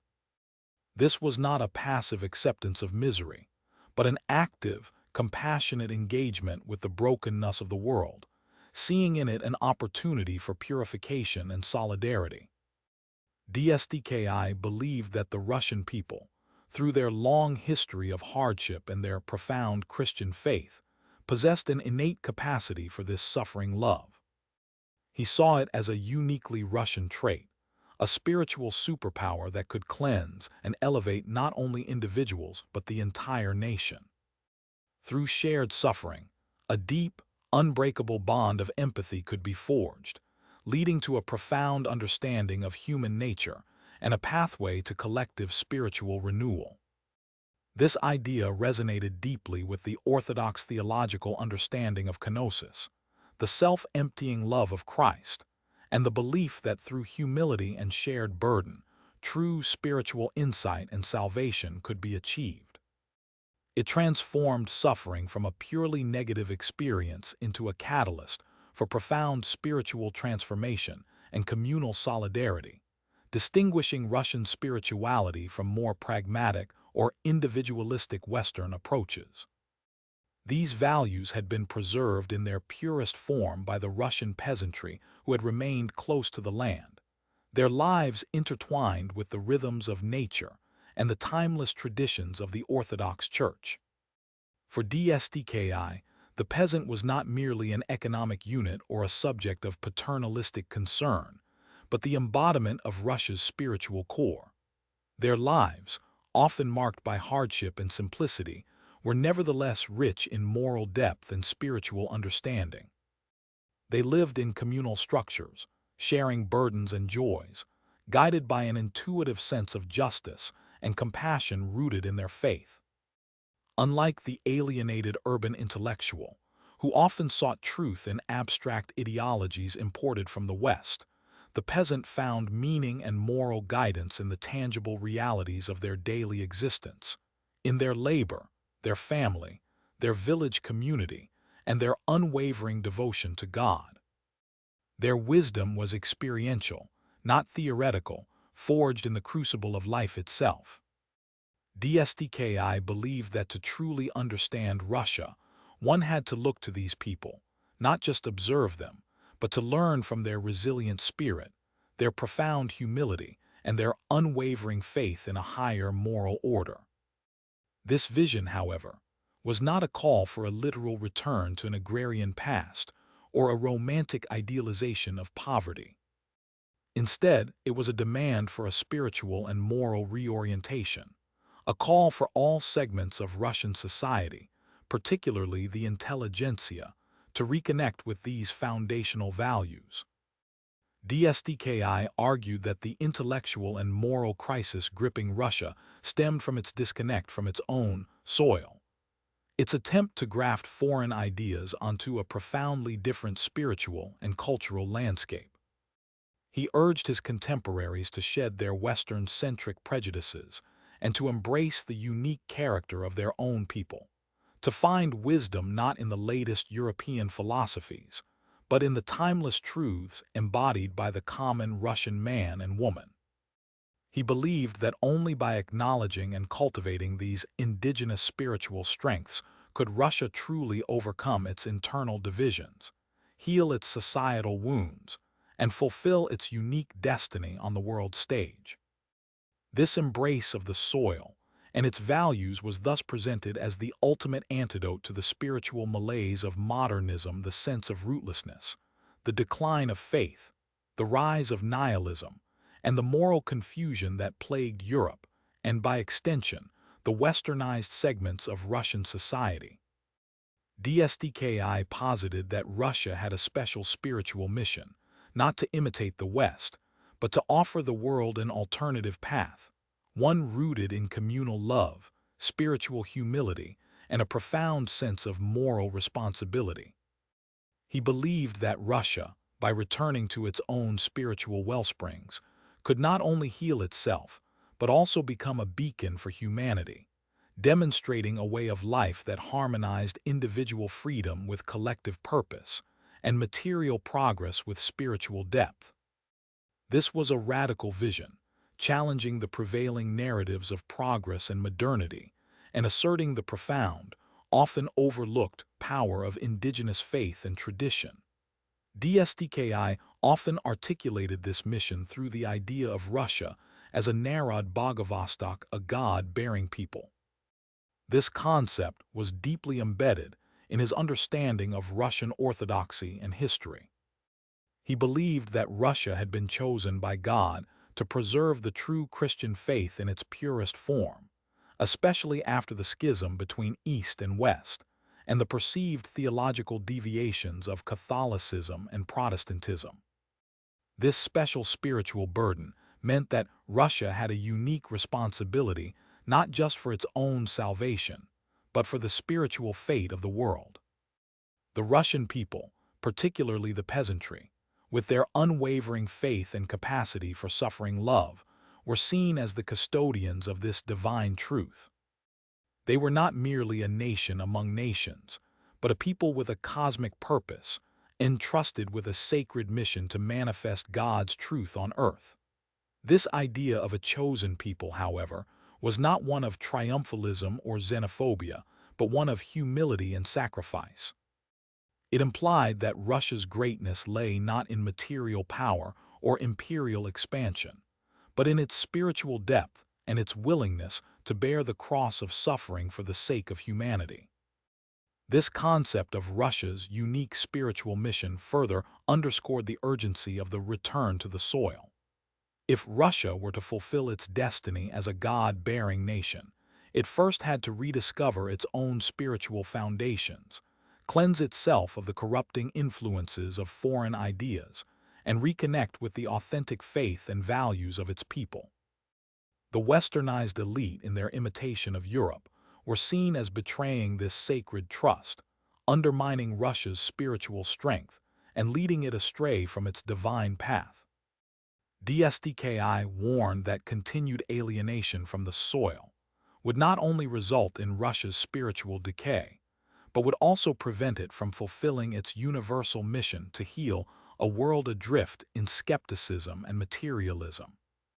The future of humanity, in his view, was inextricably linked to Russia's ability to rediscover and embody its sacred identity.